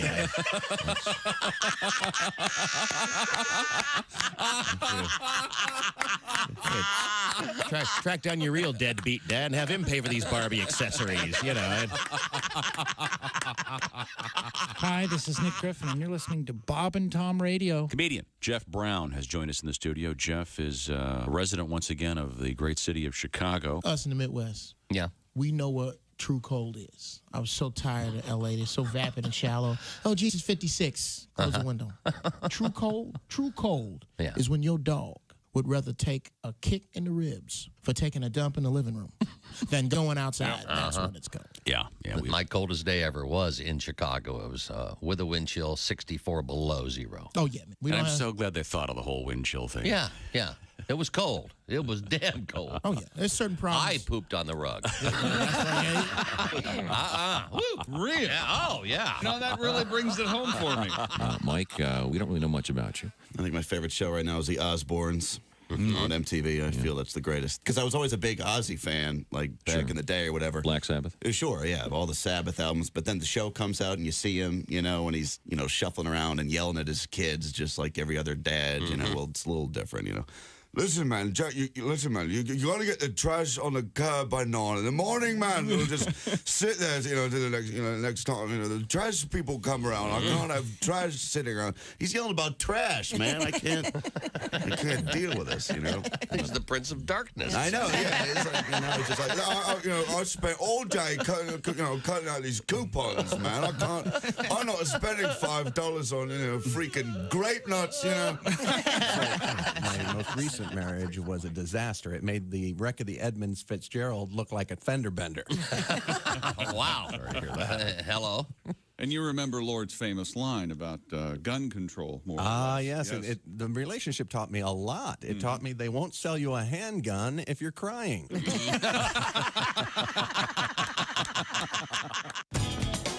Bob and Tom 24/7. Not on air, online, all the time. Going to be our guest in a few minutes. Welcome back to the Bob and Tom Show. Here we are. There's Tom. We're all set, ready to go. Josh, you have something you'd like to share with the room? No, just I'm giggling. You're chuckling a little bit. What's the problem? It's naughty. I can't share it. I drew boobs on my paper. Well, thanks, Vic. Dear Bob and Tom. Victor Mature. What? As fresh as today's headlines.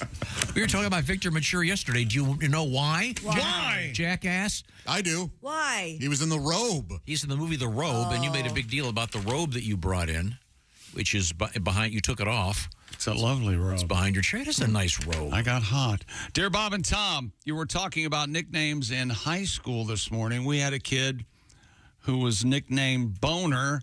He was the reason that sweatpants were outlawed in high school.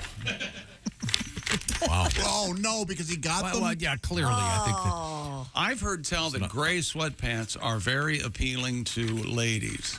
Is that because John Hamm wore them? Much like, possibly, much like we enjoy a yoga pant. Really? Wow, gray sweatpants. I never thought about it before. That's what I've heard. We'd have to ask some ladies. in a trailer. Christy. I have not seen You a have lot of no guys idea in what you're gray talking sweatpants. No. Let's talk to our guest, shall we? Comedian Dave Dugan has joined us here in the studio. And I understand you are in the process of downsizing. You're moving from your lifelong home to a smaller facility. Oh, yeah. By facility, I mean a home. not like At last, a supervised Not the booby hatch. Mother and I are downsizing. When you downsize, you have to have like some sort of cute nickname for each other. I call her Mother. She calls me what is it? She bastard. and so, but it's a living hell for a hoarder to have to downsize. And then finding the place that you're going to move to. Everything's real important to everybody now with trendy fixtures and the backsplash and all. I just care about the water pressure in the shower. That's all I really care about. Good. Fair It's enough. got to be there should be a setting on a shower head called prison pose. Because I don't want to just get clean. I want to be punished. If I'm not getting what I want from that shower head, I'll taunt it. Is that all you got, Big Daddy? But when you downsize, you want the Silkwood level. Yes. It presents a lot of arguments because of how much stuff I have held on Accumulated, to. yes. And I've got a story about why I can't let go of it. Everything's got to I've still got my kids from the baby gap and it's like what do you think you're going to do with these? Well, I mean, when I got them, I thought maybe I would meet a Chinese imperialist guy, and he'd want me to have my feet bounded. And then they'd get so tiny. What am I going to wear? Oh, yeah, I got those baby Gap kids that I can. Yeah, handy. Those may come in very handy. Now, Dave, I know that you are indeed a professional comedian and an announcer, but even a comedian needs an occasional lesson in comedy, much the way Tiger Woods would have lessons in his coach on his swing as an advanced player. Are you going to take an iron to my head? I'm not sure what's going on. Exactly. We're got a little bit of a comedy. In a way, yeah. Little comedy lesson for you. Here we go. Who's that sexy man? Ace Cosby, here he is with his joke of the day. Hey, chick. Yes, Ace. Yesterday, a German Shepherd pooped on my lawn. Oh, no. And when I went out to yell at him, he blamed his dog. See, a German Shepherd. It was my dog. Could be a guy with some sheep. Can be a dog. Got the big cane. And a dog. Blamed his dog. Do they still have that big cane? What is that for? A shepherd's hook or whatever. A staff, isn't it? Yeah. Is it a hook? Yeah, I think they call it a shepherd's hook. Hook. They you'd hook the hook- sheep I never knew that. in case one's trying to walk off. I you just can thought it was grab a 'em. decorative curly cue. I always. Oh, no, you. First comedy show I ever went to was in the early 80s, and I thought they were going to use the hook to get the comedian off the stage. I thought it was a real thing. It wasn't, obviously. But it was in vaudeville, right? Yep. Oh, yeah. They did it on Showtime at the Apollo. They would hook a person? Yeah. Really? Boy, that seems like a mistake. Okay. Could hurt. Yeah, no. Let's turn over there to Christy Lee at the news desk. What's happening? In Wisconsin, authorities intercepted a shipment of rollerblades. A what? A shipment of rollerblades with cocaine-infused wheels. Really? The Kenosha Sheriff's Department reported a package of Canarium rollerblades from Colombia. The wheels were flagged as suspicious following an analysis. Rollerblades were released from 1983. Again, and discovered what they found. They discovered were infused with gelatin-like substance that tested positive for cocaine. Huh. Boy, you got to give drug dealers or smugglers. You got to really be thinking. Authorities conducted a controlled delivery of the package to a residence in Kenosha and subsequently searched the home. There, they discovered more than 1,000 grams of cocaine with an estimated street value of $35,000. Cash, money transfer documents to Bogota totaling over $30,000, and numerous forged documents. That investigation is still ongoing. what if those guys could skate? I don't know. Just asking. That's what you get out of this story? I'm wondering. I always wonder how they get. Hey, Raul, before we unload the stuff, you want to go for a quick spin? How do they get the cocaine out of the gelatin-like substance that was on the wheel? I would imagine some sort of chemical reaction Must be. take Okay. place. Mm-hmm. They donated the rollerblades to the Broadway cast of Starlight Express. And, you can go see that production at 10 minutes long. Were they wearing rollerblades or regular skates? Probably regular skates. I have never seen that, thankfully. It can't be good. I think it's on a double bill with that one where they beat the drums the whole time. Or stomp, or No, you mean beat the trash. bring into noise, bring into funk. I saw Xanadu. Bring me my car. Bring me. I saw Xanadu performed on roller skates in Lincoln Park, Chicago. Yeah, about 4 years ago. Did you get the rope burns off after they untied you? Was it fun? It was really fun, actually. Really? The girls and I went to see it. Yeah, it was a lot of fun. Pat, you're probably the most theatrical. Did you ever have to watch Starlight Express? Of course, with my father. Oh, no. It's terrible, yeah. What is it, Shakespeare on skates? No, it's bad musical comedy on skates. Not that funny or horrible. With an intermission, you got to go back. He was very respectful of the art form. We watched the whole damn thing. They're on skates the whole time? Yeah. Yes. And aren't they in like fluorescent? Don't they have like and round, bad glow in songs. dark, glow in the dark? Disco-y and yeah. What were they doing? Does that tour? Can we go see At one that point, this it summer? probably did. So do they have to build a rink on stage? Yeah, there are ramps and stuff, Yeah. right? Yeah. It was elaborate. Okay. All right. Well, thank you. It sounds very interesting. We'll push on here. Coming up, we're going to talk with comedian Bob Zany. We'll look forward to talking with Bob and Dave Dugan. This is the Bob and Tom Show. Thanks for listening to the Bob and Tom Show this morning. Catch any part of the show you missed.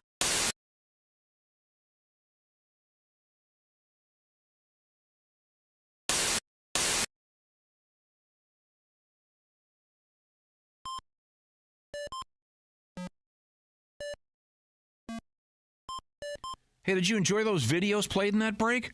Check out the Bob and Tom YouTube playlist for more great stuff.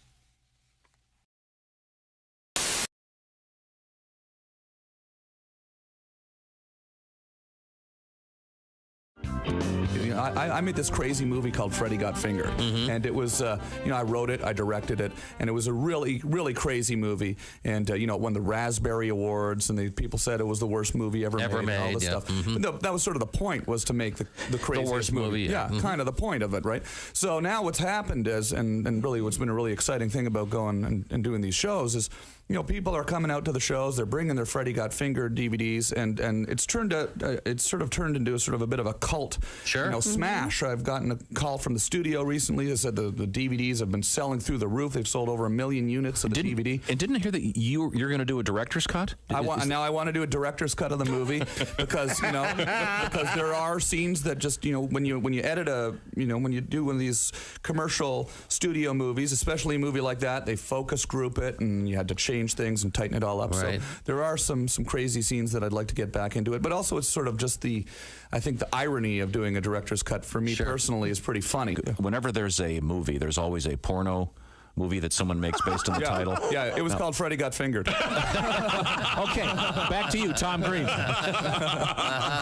People actually, to be honest, the things that people really like out of the movie are some of the sillier scenes, not so much the gross scenes, but people always come up to me and they say, "Daddy, would you like some sausage?" Which is this line from the movie. "Daddy, would you like some sausage?" So I sing that on stage. Come see me on tour. We'll be singing some of the hits. Sing along. That's all right. That's your Stairway to Heaven? Yeah, that's my Stairway. The Bum Bum song would be my Stairway to Heaven. That went to #1 on MTV, the Bum Bum song. When you Google Freddy Got Fingered, the first thing that comes up, the first line is Freddy Got Fingered quotes. Yeah. That's the first thing. Yeah. And then you go to that page and the sausage. Yeah. The sausage organ comment is the very first line. Yeah, there's all sorts of very silly lines in the movie. Yeah, there's a whole pile of quotes here. Yeah, so I was in a rap group when I was in Canada when I was a teenager. That was actually, what were they called? We were called Organized Rhyme. We were actually had a record deal when I was 19 years old. No kidding. Right out of high school with A&M Records, and we had a #1 hit, in many Canada? markets in Canada. We were the Much Music Video Award of the Year for Best Rap Video. That was sort of the... Is that on your website? You can find it on there. Yeah, you can find it on there, and you can find it on YouTube. And, the thing, that was sort of my first sort of realization. Hey, I want to work in show business, I was sort of like, all of a sudden I had this record, and we were touring, and we were doing radio shows, and I went and started my radio show, and right after that, and... it was initially a rap music show that I turned into a talk show, which then turned into my TV show. I've had a lot of great rappers on my website too. Like if you go on TomGreen.com, you can see me rapping with Too Short and Exhibit. There's this funny video of me rapping with Exhibit where I surprise him with this rap that's ended up on YouTube. It's got 2.5 million views now, and it's sort of funny because you see these rappers who just aren't expecting me to start rapping, and then I start rapping in their face, which is fun. So. Canadian rap. Canadian rap. Yeah, you can see why you haven't heard of it. Canadian rap. Tom Green is our guest.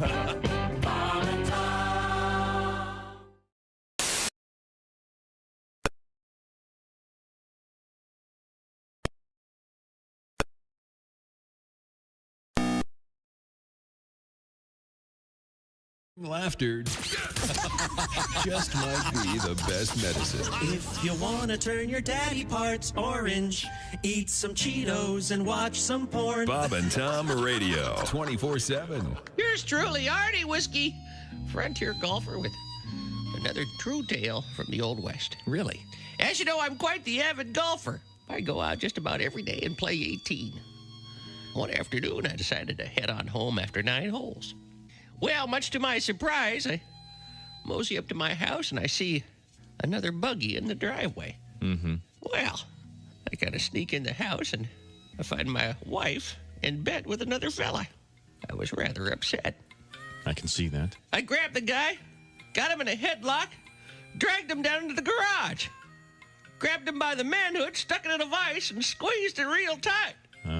He started screaming, "Oh, Artie, you're not going to cut it off, are you?" I said, "No, you are. I'm going to set the garage on fire."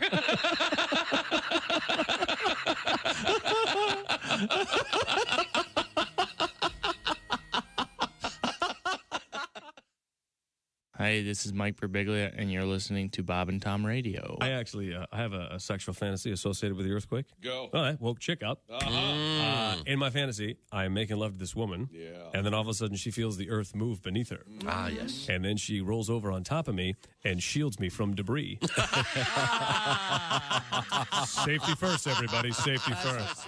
Comedian Diana Jordan is here with us. Now, can I ask you something? Yeah. Since you've been here last, have you had any augmentation of any kind? No. Okay. Must be. Oh, I'm wearing the Wonder Bra. Is that, are you kidding? Yeah, no. I just showed it. Impressive. Yeah. They call it the Wonder Bra because when you take it off, the guy wonders where in the hell you're. Oh, yeah. And the sign said anybody caught trespassing will be shot on sight. So I jumped over the fence and yelled at the house, "Hey, what gives?"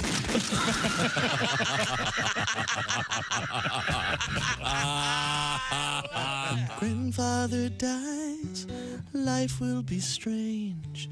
When grandfather dies, my whole world will change. When grandfather dies, I'll scream and I'll yell, 'cause I'll be rich as hell. And then I figured I didn't need to write anymore. Are the stars out tonight? I don't care if it's cloudy or bright, 'cause I'm blind. Jeez. Essential Morning Radio. All day and all night. Really? No, seriously. Really? Welcome back to the Bob and Tom Show. At the news desk, it's Christy Lee. Hi. There's Pat Godwin in the performance room. Hello, Chick. Josh Arnold is here. Chickster. Lovely in flannel. Thanks. About time to retire the flannel, isn't it? Do you wait? It's getting, seasonal. It's getting warmer. There's Ace Cosby. Hey. Is there a date on that like there is on white pants? Oh. Chick McGee. Do you do it the first day of spring? I don't. I just play it by... I thought it was white. Play it by feel? Yes. I thought it was a white belt. White belt? No, Labor Day? Yeah. White shoes, Right. white I belt? think a white belt goes with a leisure suit and bad haircut. Let's see. I think we're trying to hook up with comedian Bob Zany. And is Bob on the line there? Hey, Bob, can you hear me? Yes, I can, Tom. Can you hear me? Yeah, there we go. Hi, Bob. Loud and clear. We're joined by comedian... Chick, Christy, Josh, Ace, Pat Godwin in the performance studio. Hey, Very Bob. excited about that. Hey, Bob. Now, Bob, I know you're going to be on your way to Winchester, Indiana for a show coming up Saturday at the Phi Delta Kappa Showroom. And then March 11th through the 17th, it's the famous Laugh Factory at the Tropicana Hotel in Las Vegas. That's right. And as you probably have heard, the Oakland A's are moving here, so they're closing down the Tropicana on the 3rd of April. So it's going to be gone after this. So if you're headed to Vegas, these are the shows to see. Are they tearing it down? Yep, they're going to, I've always said this, and I said it in my documentary, there's two ways to get rid of a hotel in this town. One, you implode it, or you hire me. Oh. And you live in Las Vegas, right? I live in Las Vegas. I actually live in Henderson, which is a suburb, so I can see this strip from my front door, and also Alaska. Boy. Oh. Hello. I hear Obama's going to run. Now, do you like living in Vegas? Yeah, it's fine. I've been coming here since I was a kid. I was telling somebody the other day, I went to Circus in 1969 when I was like 7 or 8. When it was just a tent. I mean, my parents that was our vacation because they were really good parents, so they'd take us to a gambling and prostitution center. What's your favorite thing in Vegas? In contemporary. I love the weather. I really do. It's right now. It's a balmy 40 and very windy. Did you hear about the winds? No. We got hit hard with 106 20-mile-hour winds and stuff. So that's always a lot of fun, too. Wow. You know what it is, Tom? Let's just be honest. I've been on the road half my adult life. Where do I really live? Good yeah. In all of our hearts, Bob. Well, my wife, Erin O'Connor, who is from the Bay Area, San Francisco, she was just visiting recently, and she flew back, and she's opening up the suitcase, and a cockroach flies out of the suitcase, and I'm thinking, even the cockroaches went out of San Francisco. They've had enough. Wow. They've had enough. It's rough. Hey, Chick, how are you? Good. Bob, how are you? I miss you, man. It's tough. I've been going through all my files over the years of all the shows we've done together. Oh, yeah. Christy and Josh. I mean, it's amazing. Ace and I have never done a show together, and I think that's for the best. It really is, yeah.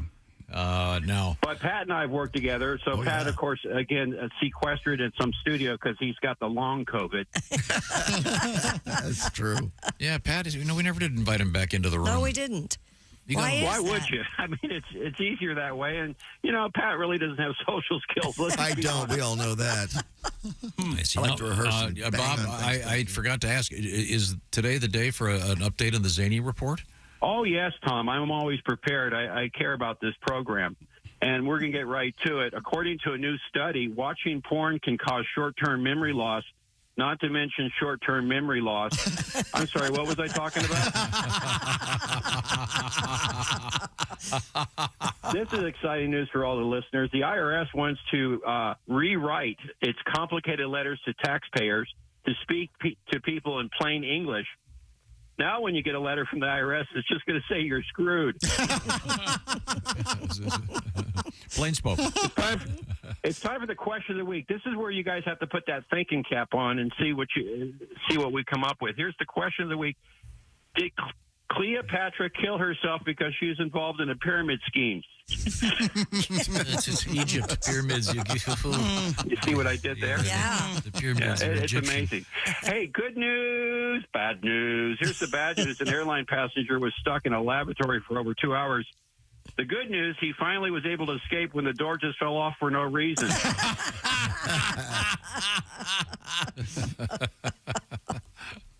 And this is in Wichita, Kansas. A man was arrested for stealing a bronze statue of Jackie Robinson.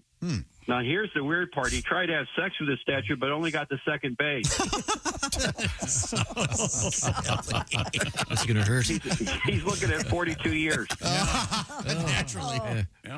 You see what I did there? Yes. BobZany.net's my website. You can go there to book me on Cameo, and I can do a personalized Zany Report for the one you love. How about that? Oh, you do the Cameo? That's cool. Yeah. I'm on Cameo, yeah. Again, a lot of requests. And also, a dear friend of mine, Mike Delsatel, out of Menominee, listening to the show.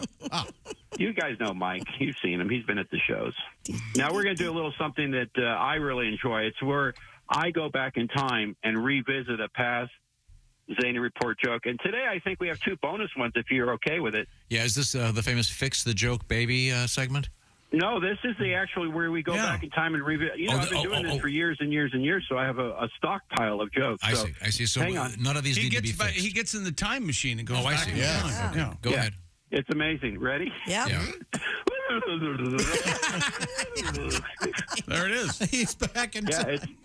It worked. It's actually December 11th, 2018. The Las Cruces International Film Festival will honor George Lopez with an Outstanding Achievement Award. Oh. I guess they didn't see Snow Patrol and Mr. Troop Mom. George and I started out together, and I did a movie called Up Your Alley, so I understand. Let's go back in time one more, see if we can win. Ready? Yes. In fact, you know what? Josh, why don't you take us there? Go back in time. Oh, let me just hit the buttons. Is Sarah Palin going to be in this one? Oh, wow. It worked. It's actually, I can't even find it. Yeah, January 30th, 2018. Good news, bad news. Here's the good news. The prison population in Pennsylvania is down for the 4th year in a row. The bad news, prison escapes are up for the 4th year in a row. And there you have it, you guys. Very Hey, nice. check out the official Bob Zany channel on YouTube, too. You guys have a great YouTube channel, Tom. I really love it. And I always get notices about the show, so I know what to avoid. Bob. Now, once again, I'm very excited for you, Bob. Laugh Factory, the Tropicana, one of the last shows there. Yes. Coming up starting March 11th. So if you're in Vegas, go see Bob. Tommers that come up from all over the country that come to Vegas. So if you're headed this way, last week I was at Crawdaddy's in Visalia, and it was exciting. I had so many Bob and Tom fans that came to the show, so it's kind of cool. You know what I mean? Yeah, that's great. I like that. That's a cool name. Do they have?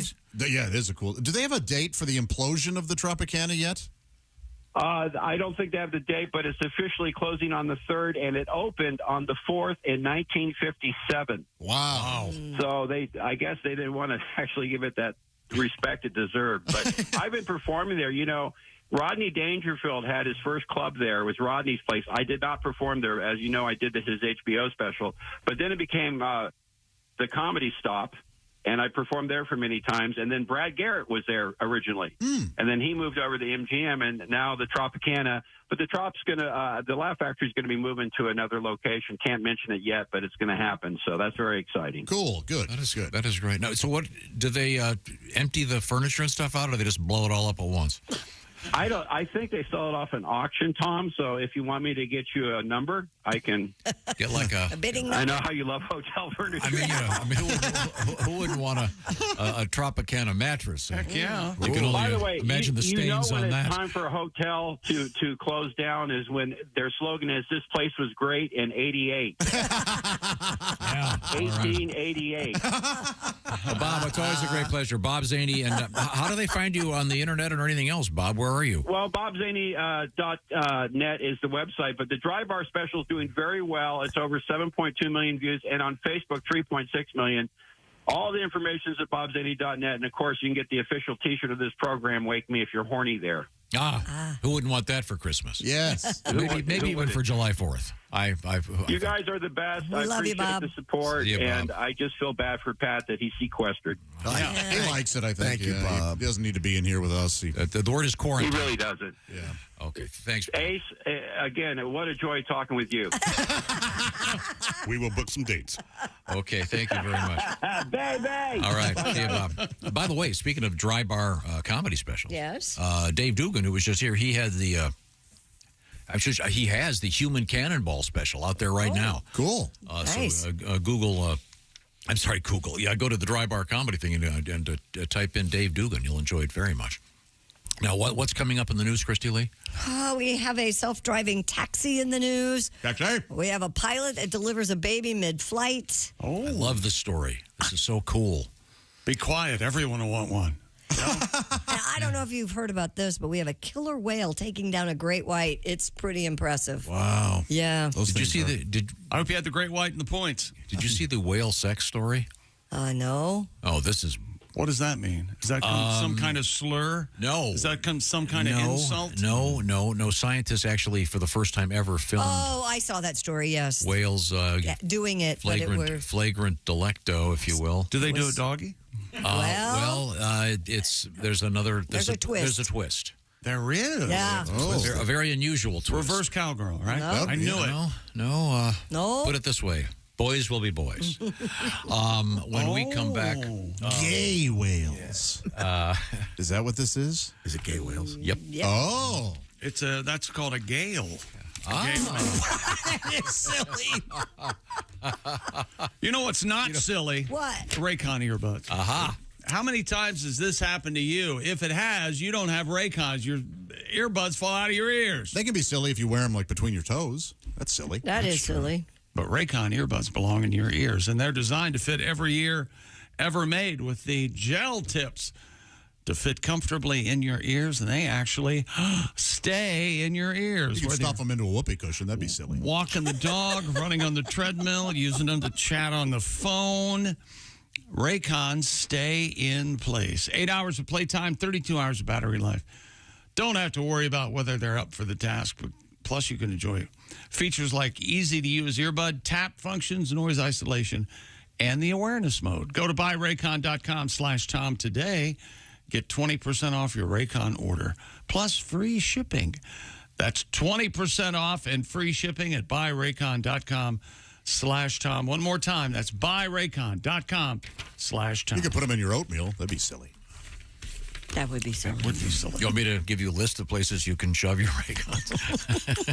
Let's go in alphabetical order. Any something that starts with an A.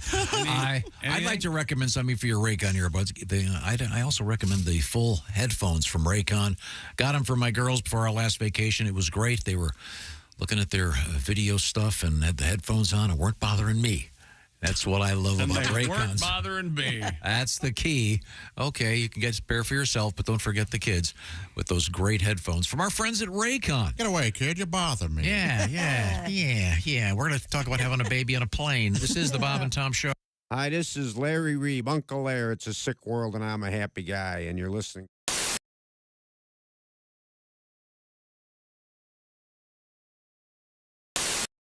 Hi, Tom here, along with comedian Ryan Singer, and we've been talking about Ryan's car, which has got, I believe, 298,000 miles on it. And this is a beautiful machine. It's obviously taken him all across the country many times, and Ryan would like to sell it, so I'm going to try to help him do that. I have not tried the car yet, but let's give it a quick review. Let's check it out. Now, what year is this? 99. The driver's side handle's broken off, so you either can go in through the back seat or Wait a minute. I think I can get it. You want me to open it? Wait a minute. You have to open it from the inside, okay, I think. So, yeah. But as long as you have a friend with you most of the time, no problem. I'm just have them open the door for you. Kind of warm today here. Does this thing have AC? Yeah, AC works. Nice. And nice. maybe I'll take that out so it stops beeping unless you want to crank it up. And there's a CB. I don't have it hooked up yet, but you got a CB. Nice. There's a CB radio. This you can see. CB, the original social network. You can see. What's your CB handle again? Monster Hunter. Monster Hunter. So if we're ever in the same 3 to 5 mile radius at the exact same time, maybe we'll chat on channel 19. Yeah. Okay. Okay. This is a test. Monster Hunter testing the CB. I'm getting a lot of action right now. Well, does the CB come with the car? CB comes with the car. Not a lot of drivers around chatting right now. That's the problem. Freeway's only about 300 yards that way. I think there'd be quite a lot of action. Yeah, they're probably it's probably a slow day out there, you know. Okay. The radio does work. CD player, as you can see. That was a CD right there. Nice. That's nice. Little Captain Beefheart is in there right now. Oh, wow, that's sophisticated. Yeah, and so it's got an auxiliary plug for an iPhone or an Android or something like that. Did you install this radio? This is aftermarket? Yeah, I installed the radio and the CB because the factory stopped working. Glove box opens and locks. There's a GPS. Hey, I'll even throw that GPS in there. It's a Garmin. Nice. Yeah, so... Now, can we get a shot of the actual dashboard to see the mileage? Oh, yeah, let's see what we're at. That's 297, 870 miles. So by the end of next week after the tour, I'll be over 280, 298. Wow, so this is about to approach 300,000 miles. Motor sounds great.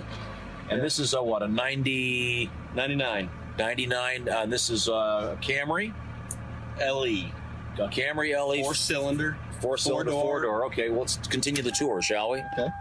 Once again, we're taking a tour of this beautiful 99 Camry, 298,000 miles on it. Let's head back here. Nice, it's got the electric window thing to keep the ice off the back window. Gas door. Nope. Good looking trunk. Yeah, trunk's got a lot of trunk space in here. Yeah. Oh, we don't need. Oh, here. Oh, Jesus. We don't need. Trunk's got lots of room. Lots of room. Everything that comes in the trunk comes with the car. That's the deal. It's up. Oh, that's a weird. It's a weird tick on the engine. Yeah, okay, you need to turn that. That's Ryan Singer's car. Now, if you'd like to make an offer on that, how does this work, Ryan? They can reach me at my website, ryansingercomedy.com, or email ryansingercomedy@gmail.com. Make me an offer. I'll take the best offer I can get. And this is for real. This car is for sale, and it comes with everything in it, except probably the chick you had locked in the trunk. Yeah, or the luggage. The luggage in the trunk.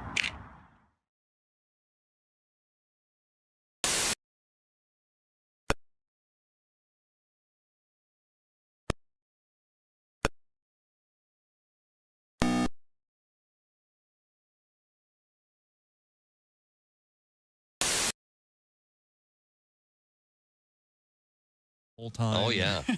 And he thinks he's like a radio guy. He thinks, hey, everybody, is there your captain here in the cockpit? Like, where else is he going to be, in the bathroom? Of course he's in that cockpit. And they're always telling us how many feet we're going up. I never understood that. Why are they telling us how many feet we're flying up? Because I'm a passenger, and he's busy going on about, hey, we're going to be to our altitude, 36,000 feet. Hey, I'm a passenger. Just go above the mountains and the trees. That's all I know.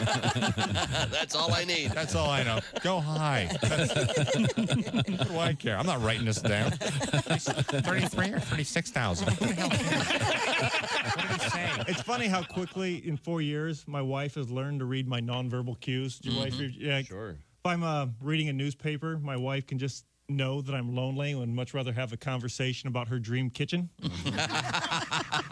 Yeah. Which is why I now understand why married men read the paper in the bathroom.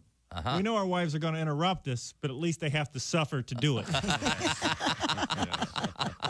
Have you ever tried to watch a ball game? Just sit in chair. Something about that triggers something in my wife that immediately household chores have to be done right now. Immediately. So the only thing I can do to relax now is I walk around my yard with a hose. The water's not even on. I'm just walking around the yard with a hose. That's great. Is he working? Okay, then I can be sort of happy if I think he's working. Lowell Sanders is here with us. I'm on the road. Now, Lowell, are you a single man? Yeah, I left a wife in Detroit. Oh, okay. I see how it works. Police should have found her by now. I'm kidding. They won't find her. Ain't no way. You're that good, aren't you? You're listening to Bob and Tom Radio 24/7. Hey, welcome back to the Bob and Tom Show. Here we are. Tom, you all right? How we doing? Just checking out some stuff over here. We got a road show coming up. Yes, we do. Rock 105 WKLC is bringing the Bob and Tom Show with Duke Tomato and the Brass to Mouth Horns for a special version of this show in the morning. It's going to be a lot of fun. You can come watch us and the band. Yeah. And that evening, we're going to do a show with Patty G, Josh, Willie G, Jeff Oskey, yours truly. And tickets for that show go on sale this Thursday. You're going to be there? Yeah. Oh, I thought you weren't going to be there. I'm hosting with you that night. Oh, I comedy show. Didn't anybody tell you that? No. Okay. The tickets are on sale this Thursday, and you can get them at Ticketmaster. And we hope to see everybody from Charleston, West Virginia. Yes. Cool. Should be big fun. They'll be for sale at the Coliseum box office. April 5th. There we go. April, a week from today, right? I mean, excuse me, a month from today. Sorry. So it's not Charleston, Virginia. Charleston, West Virginia. West Virginia. Yes, thank you. Where I used to work, yeah. Charleston, Huntington. Yeah. Kanawha Valley, Kanawha County, Star City. It's all there, Tom. Okay. We'll be there live and in You're person. going back to your home. A little bit of a homecoming. That's right. Wild, wonderful, almost heaven. I can see someone knocking on the green room door and introducing themselves. Hello, mister. Chick, you're my dad. That'd be so well, sweetie. awesome. That would be quite impossible. Really? unless that toilet seat got married. I'm sorry. Let's now you got me masturbating again. We're back to me. I'm sorry. I forgot you'd passed the mantle. Christy, what's going on over there? What do we have? Police in L.A. arrested a man for allegedly trying to steal a self-driving taxi. 33-year-old Vincent Maurice Jones got into a fully autonomous Waymo car just after it dropped off a passenger. Way more fast than any other car. Well, that was an answer in the New York Times crossword puzzle last week. Yes, it was. Waymo? I had never heard of it. I hadn't either. Waymo. Fortunately, I got the crosses. It's way more likely this guy going to prison. Josh, your thoughts? My thoughts are stop it. The suspect got into the driver's seat but could not manipulate the controls. A Waymo representative spoke to the man remotely through the car's communication system, told him to leave the vehicle. When he did not, they called police. Police responded to the scene and took the man into custody. Does Waymo stand for something I'm not picking up? I have no idea. Never heard of it. It's WAYMO. Right. On the way, motors. It could be motors. Yeah. No? I don't know. You're not accepting that? So, the guy can't steal. This is like those guys that try to hijack cars that have stick shifts and don't know how to do it. That's right. Pretty much Manual transmission. Easiest burglar Would you want to get Burglar? into a self-driving cab? No. I'm still skeptical. I'm very skeptical. Probably smell better than some of the cabs. Don't you? Don't you agree with this? Unless for authenticity, they cook a bunch of really awful foreign food in it. When you're delicious foreign food. Now I feel your pain, Josh. I know what you're talking about. When you're in the back of a cab or an Uber and you're looking through the front windshield, it doesn't seem like you're in the cab. It seems like I really don't care where he's driving or what he's doing or how close he's coming to wrecking. I don't know why. Yeah, it seems like I'm removed. You kick back and move right. I feel like I'm removed from it. You know, like Princess Di did. No. I know how you like to mention Princess Di. I was in a cab once that got into an accident. Were you? Yep. Got into a car accident. Good story. We got. Was Princess? Why don't you let him finish Princess his story? Di better be in the cab or you're in trouble. Or Epstein. So he was like, "We got to wait here," and I go, "Well, we're getting out." And he goes, "All right, that'll be $8." I was like, "No, you got into an accident. This is free," and we walked off. No joke. Really? Yeah, you don't. If you wreck, it's free. You didn't do your job. You really think so? Well, he did his job from A to B, which was the wreck. So he you would charge stiffed him? you. Now, if he kept the meter running during the investigation, that would. You don't think we deserved a free? It was a wreck. No. Yes. I was in a cab once in Cancun, Mexico, and a huge bird flew into the windshield, smashed into the windshield. Guy kept going. Well, never stopped. But the bird knew what was in the cab. The it was Antichrist. me. Yeah. I'm talking a huge bird, like a swan. I was in a cab on a hot summer day in Brooklyn, New York, and it smelled like an elephant had defecated in the front seat. It turned out it was just this guy's lunch. Apparently, great story. Different tradition. Great story for their food. I found out what Waymo is for. What is that? Cream of turd? What is that? Says the name was derived from quote a new way forward in mobility. Well, that's a stretch. Waymo. And you know that when they did it, some guy said, way more stupid than... They could have said way FOMO. I don't know. So anyways, look for the big W in the side of one of these guys. Is that what's all right? Really? Or Waymo. Yeah, there's a W. Just don't steal cars, no matter what it is. No. Well, unless you really need it. Unless you have to get to where you want to go. Right. Then you can steal a car. Can they use the carpool lane if there are two people in the back seat? What? I think so, yeah. The diamond lane or whatever. Do they know? Oh. In a taxi? A self-driving taxi? Yeah. I'd be very nervous. Yeah. Well, you're nervous in a regular taxi. You're nervous anyway. I'm nuts. Wandering around. Just existing. Police. In Colorado, police caught a suspected burglar with his pants down, literally. According to the Lakewood Police Department, officers responded to a burglar alarm that went off at a property. Body cam footage shows officers entering the building, opening a door, where they find the suspect sitting on the toilet. Yep. The suspect raises his arms and says, I'm on the Esser? bud. Yes. Oh. He then stands up with his hands still up, pants still down, and surrenders. Police said the suspect was taken to jail after pulling his pants up. You have the right to remain seated. Yeah. They let him clean up? Yeah. He's being held on second-degree burglary charges. Yeah, you have to let the guy wipe, right? Well, yeah, of course you would make him put his pants back up. Third degree. Third degree. Remember this? What's the scene in Pulp Fiction? Isn't it where isn't Travolta on the old can? Yeah, when Bruce Willis comes in and he comes out of the toilet. Travolta comes out of the bathroom. The lesson there is take your gun into the toilet. That's right. A pair of escaped police horses caused a traffic jam on an Ohio interstate over the weekend. Video shows the horses headed westbound in the eastbound lanes of I-90, causing traffic to grind to a halt.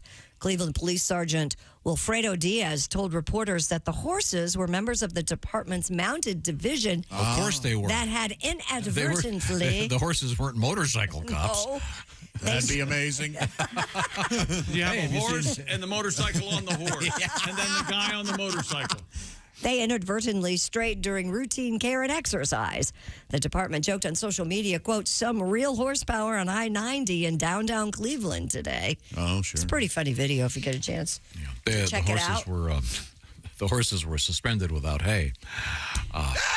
That's a shame. Yeah, they needed to. They were no hay. Try this. Try this. Hey, try it that way. The horses were suspended without hay. I like that. It worked. That's much better. Yeah. Thank you for the. Ace, your thoughts for the. Nay. No, he says in horse speak. Keeping the horse theme going, yes. Oh. Researchers say they observed a killer whale taking down a great white shark on its own. Whoa. The scene of astonishing predation was witnessed off the coast of Mossel Bay in South Africa. Scientists said the orca, nicknamed Starboard, was spotted killing and subsequently eating a roughly 8-foot-long juvenile white shark in the span of just 2 minutes. That is a shame, yeah. While orcas... While orcas are known to take on great whites in packs, the incident marks the first time a single whale was witnessed killing and consuming a shark. Wow. Man. Pretty cool video. Yeah. Is it? They nicknamed him Starboard. Mm-hmm. He's a right-handed whale, of course. That's how he got Starboard. Starboard. Hence the... Why don't they just say right instead of starboard? I don't know. That's a great question. They got a different word for everything. Did you know orcas are my favorite animal? I did not know that. Yeah. Always wanted to meet one. Really? I'd like you to meet one. Didn't a couple of years ago one of those trainers get dragged down into the water? Well, yeah, that's unfortunate, but there are friendly ones out there.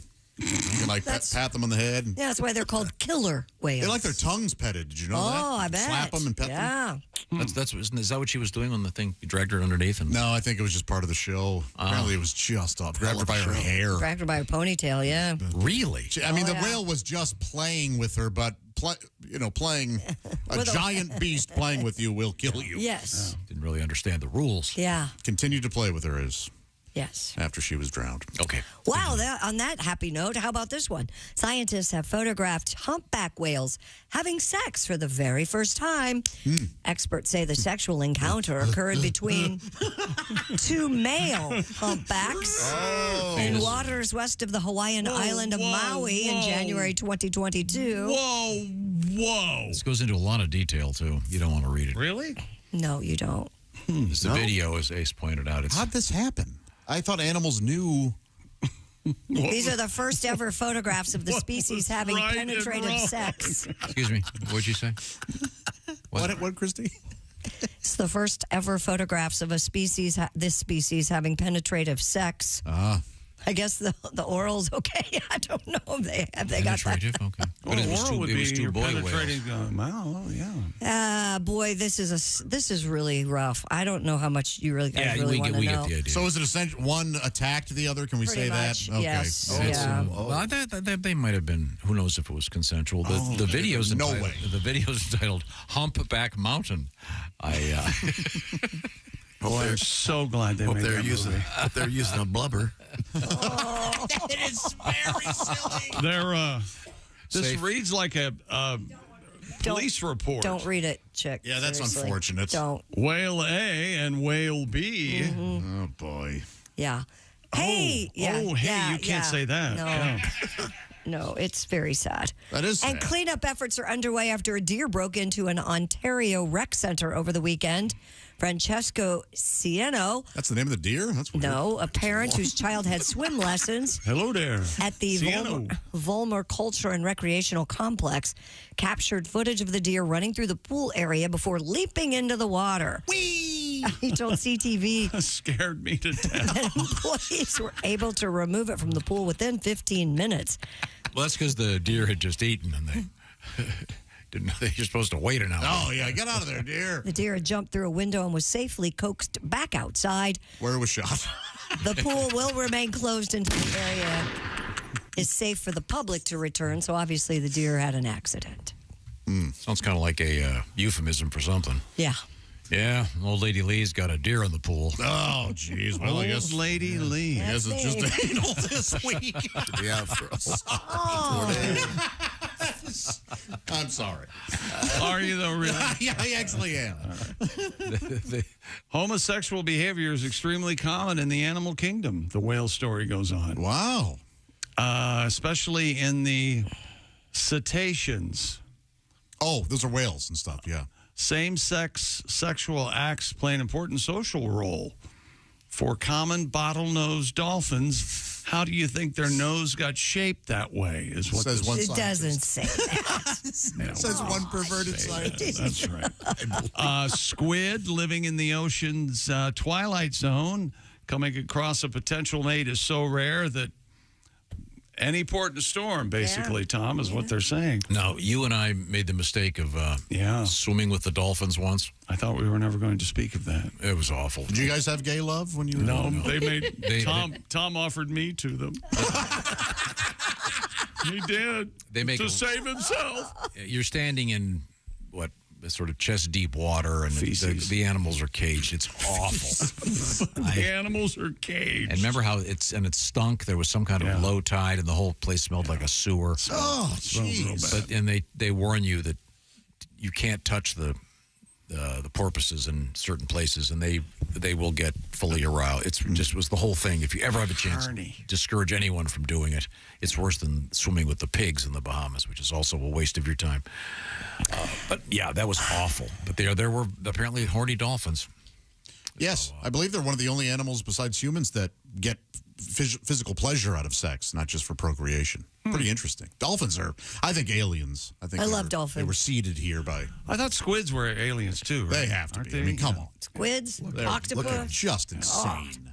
Now, you promoted a story about the pilot. A pilot left the cockpit mid-flight to help deliver a baby. According to Sky News, Mr. Jakaran Saranraskal was piloting the flight from Taipei, Taiwan to Bangkok, Thailand. Rascal. Yeah.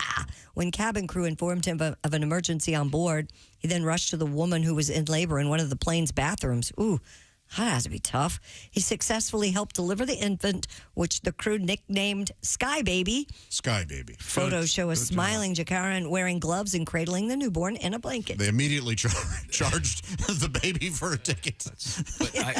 Those airplanes will get you, you know what I mean? It's disturbing. That's not a carry-on. Is this the guy that is the only guy that could assist? I would think the guy driving the plane, you kind of want him to be up there, don't you? A co-pilot. You're fine. He's on autopilot. Again, it's two buttons to fly. Yeah, listen to what Josh says about They this. all but fly themselves. Any pilot will tell you that. I'd rather Who's have being the honest. guy stay up there.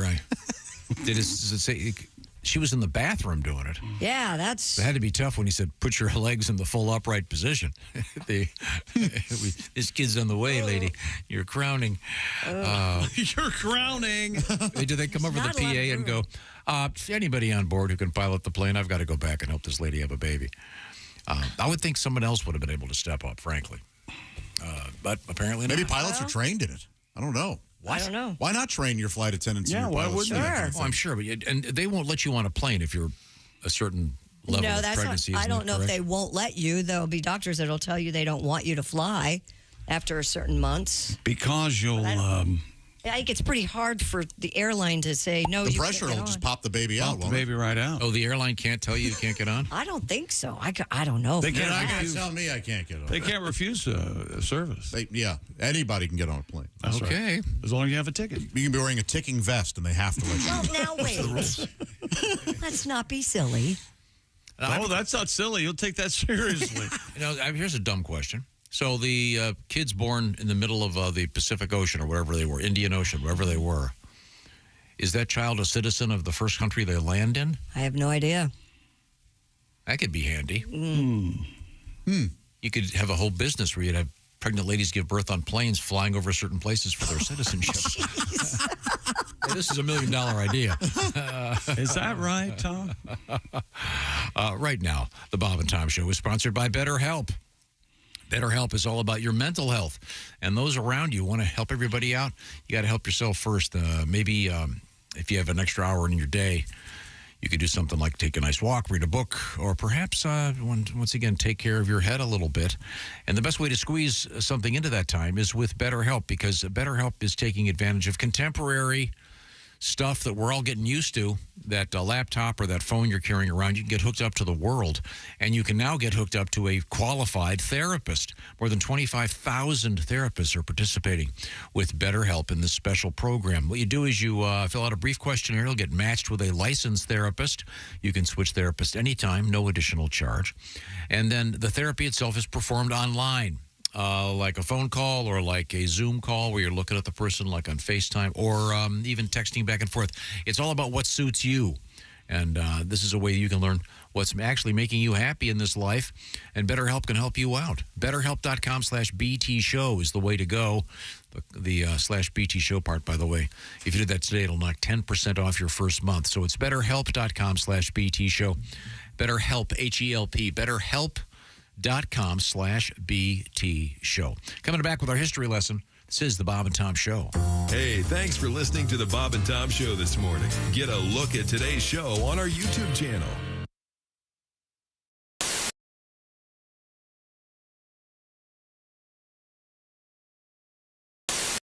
Hey, it's Josh Arnold with a food recommendation for you.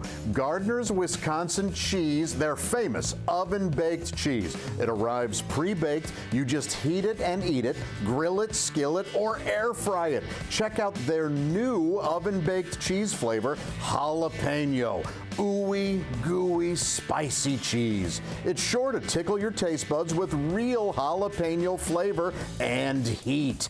Perfect for game day parties or any time. Excuse me, are you serious with this? I mean, why are you doing this? Me, the real me is right here. I could easily be doing this. We don't need you, man. Look, there's only room for one of us. That's Gardner's Wisconsin cheese, jalapeno flavored oven baked cheese. It's now available in Gardner's oven baked bundle package. So try all the great flavors. Receive free cold pack shipping and free cheese curds when you spend $59 or more at Gardner'sWisconsinCheese.com. Click the link below and tell them your pal Josh, me, the real Josh, from the Bob and Tom Show sent you.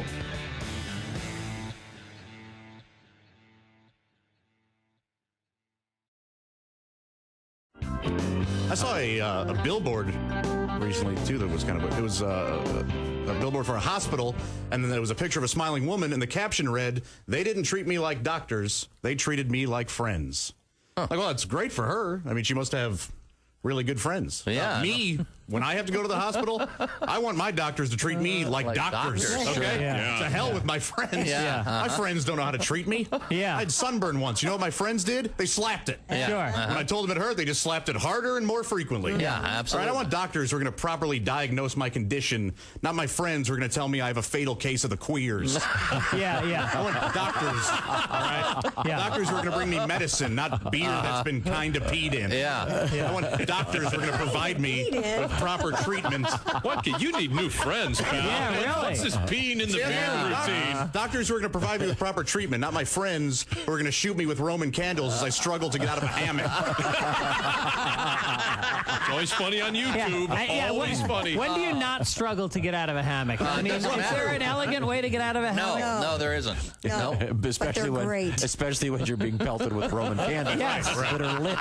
You gotta love that. You do need better friends. Yeah. And you're weighing in at what, about 2 1/4? Oh, you're very generous. Yeah, that's very kind. 245. 245, getting out of a hammock with Roman candles. I'd watch. Yeah, I'm in. People did. Yeah, I'm in. Wow. Don't you bottom out on a hammock? Hey, come on. Poor Josh. Josh, we made you sit in the green room all morning. Isn't that considered a picnic blanket at that point?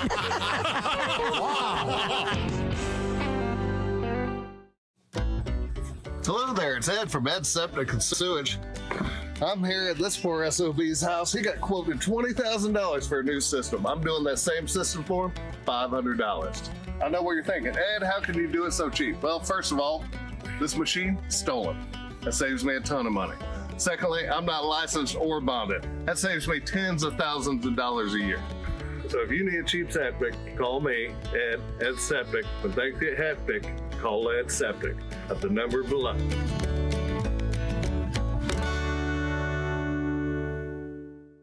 Med Septic.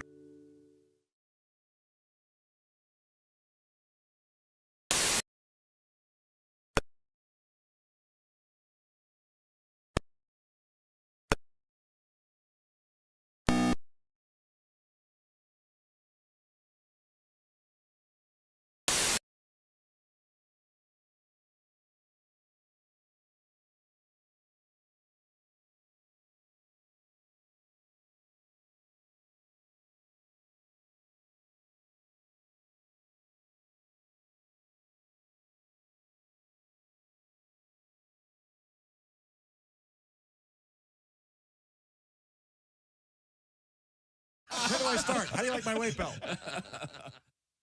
Hey, this is Larry the Cable Guy, and you're listening to Bob and Tom Radio. If you're not, you're a communist. Comedian Matt Weinhold is here with us. I think that you should avoid all sort of living with anyone. Even if you're married, don't live with them, because that'll mess it up. That's what messes it up. Because, like, remember, like, when you're dating, it's so great, it's so fun. You go on these dates, and you go and you get coffee, and you see movies, and you talk, and you have this wonderful sex, and it's, I love you, and I love you. And then you go home, and I love my cable, and I love my refrigerator. I love my life. And then they move in, and then they're right in your face. And, hi, we live together now. Hi. What are you doing? What are you thinking? How about now? Or now? How about now? That was yesterday. What about now? Where are you going? What are you doing? Who was that called?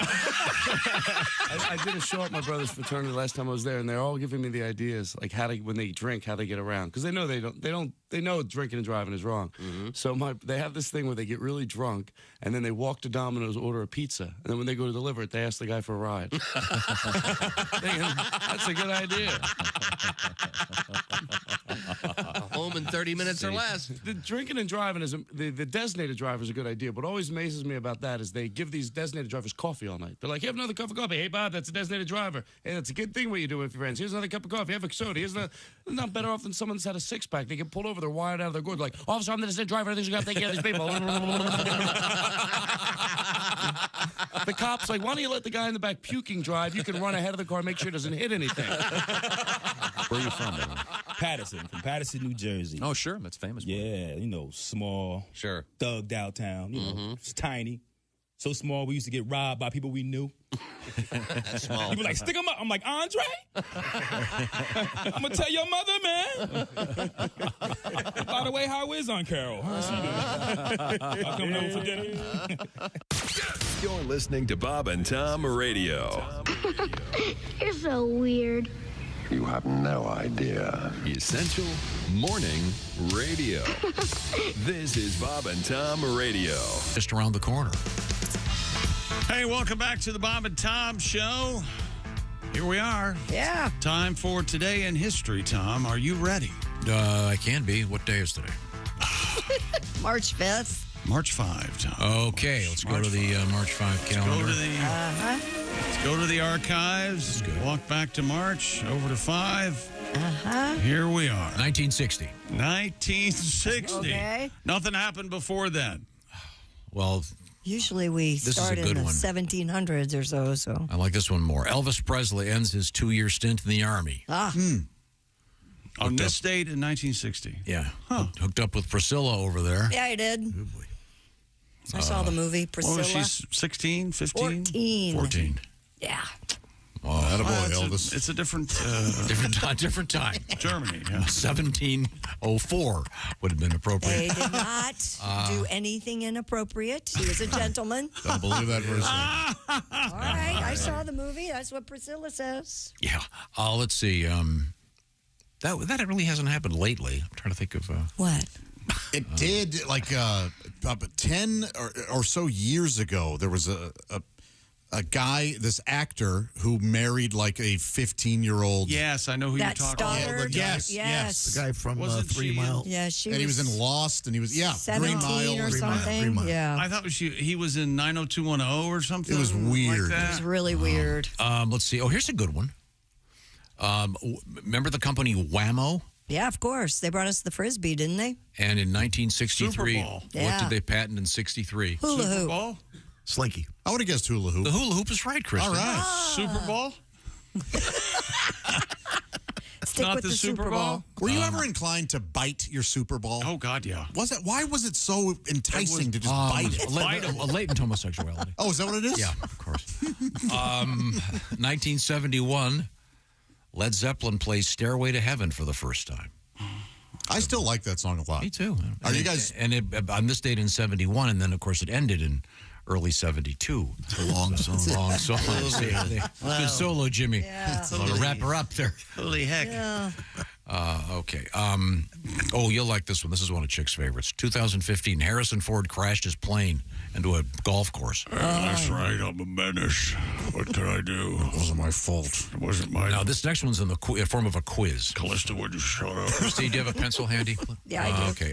This guy was born in 1910. Yeah, 1910. His name is... His first name is one long word. MOMOFUKU. Oh, Momofuku, yeah. Yeah, Momofuku. What did he do? What did he do? Momofuku Ando invented the instant noodles and cup noodles. Oh, yes. It recently passed away not terribly long ago, right? Right. He was a genius. He's the patron saint of dorm microwaves. Yes. Sure. And sodium. Happy birthday, Penn Jillette, great magician, born in 55. This one's too sad to do. We'll end with this one. 1989, Jake Lloyd. Oh, sure. From one of the... Baby Darth. He was Anakin, yeah. One of the lesser Star Wars movies. Don't blame Jake. Oh, I don't think so. He was also in Jingle All the Way. He played did he play the kid who wanted the toy? Mm-hmm. Yeah. Okay, well, that's pretty much it for interesting stuff in history. You got a little wrap up on the show. Is that right? Well, time now for things we learned. Tom's sister has been on the cover of Vogue magazine. Tom says she was a model. Still is a model. I've whacked off of that. Oh, jeez. Hope you're listening. Philadelphia Eagles. She'd be honored to know. Jan, I apologize. Eagles center Jason Kelsey retired after 13 years in Philadelphia. I called Tom a tone-deaf prick earlier. I apologize for that. Chick, real quick. A little bit too much. We played some Limp Bizkit earlier. Yes, we did. And Nick wrote in, "Dear gang, you all caused a hell of a mess at my work playing Limp Bizkit. It's too early in the morning for that energy, and I flipped over a cart full of electrical supplies." Oh. Whoa. Just partying it up. Yeah! Boom. Let's see. Bob and Tom, remember, we're going to be your Cicada morning show. So keep an eye. We need to know when you start seeing cicadas. I'm already tired of talking about it. Hasn't Really? even happened yet. Have you ever seen him? Yes, of course. They're He's evil. alive, isn't he? We've all seen cicadas. No, he's well traveled. I thought perhaps No, I'm traveled. he was out of town when they hit. Don't. I like them. Are we going to be one of those shows that try to cook them up, fry them up in a pan or something? I was going to ask earlier, didn't we do that once? We did, I It think. seems like we did, but I remember we took a decibel meter over by my old house. What and a it was dork. Over 100. Yeah, we're dark. We're dork. We didn't do that. You did it in your when free you say time. Take a decibel. It was your phone, okay? You nerd. There's a decibel meter on my phone. Yes, I know, but you sound like you got Spielberg and the guys. Well, that sounds too loud. I better measure it. Yeah. What? Sons of Well, I said that sounds too loud. I better measure it. Oh, I can't hear anymore. I've been in my decibel meter when I was. Christy had a dog walking incident yesterday with a English cream retriever and her Yes, my dog's freaked out. Didn't like it. I'll train your dog. I am going to, hopefully. Why did we have Alice Cooper in the news? Because there's a worm, fossil worm named after him. Oh, that's right. And I was going to mention this. We have actually played golf with Alice Cooper. I played golf with him. I've heard he's a very good golfer. Very good golfer. And he always plays 18, and he likes it. Boy, we walked right into that, didn't we? Pat Godwin is allergic to cats, and his current girlfriend has cats. Yes. Uh-oh. Have you tried to negotiate those out of the deal? No, but I'm not happy about it. I go over there and I break out in hives. Does she have one or two? She has one. Okay. I heard when you guys played golf with Alice Cooper that he said that Christy could not drive from where Alice did. Oh, yeah? In fact, she could only, let's see, she had to... This is an only women bleed joke. Only women tease. Oh, yeah, okay. That's a good. That's only the women tease. Is only that women tease. That's not bad. That's not bad at all. He couldn't play with you because it was a for ladies only golf course. It had only women tees. There you go, Tom. It's still awkward and forced, frankly. Clumsy, kind of clunky. Don't forget, very convoluted. Yes, I would never do that. Okay, thank you very much. And this is the Bob and Tom Show. Just got to get a hold of us. Call, fax, mail, or email. Get all the contact information you need at bobandtom.com. This is the Bob and Tom Show.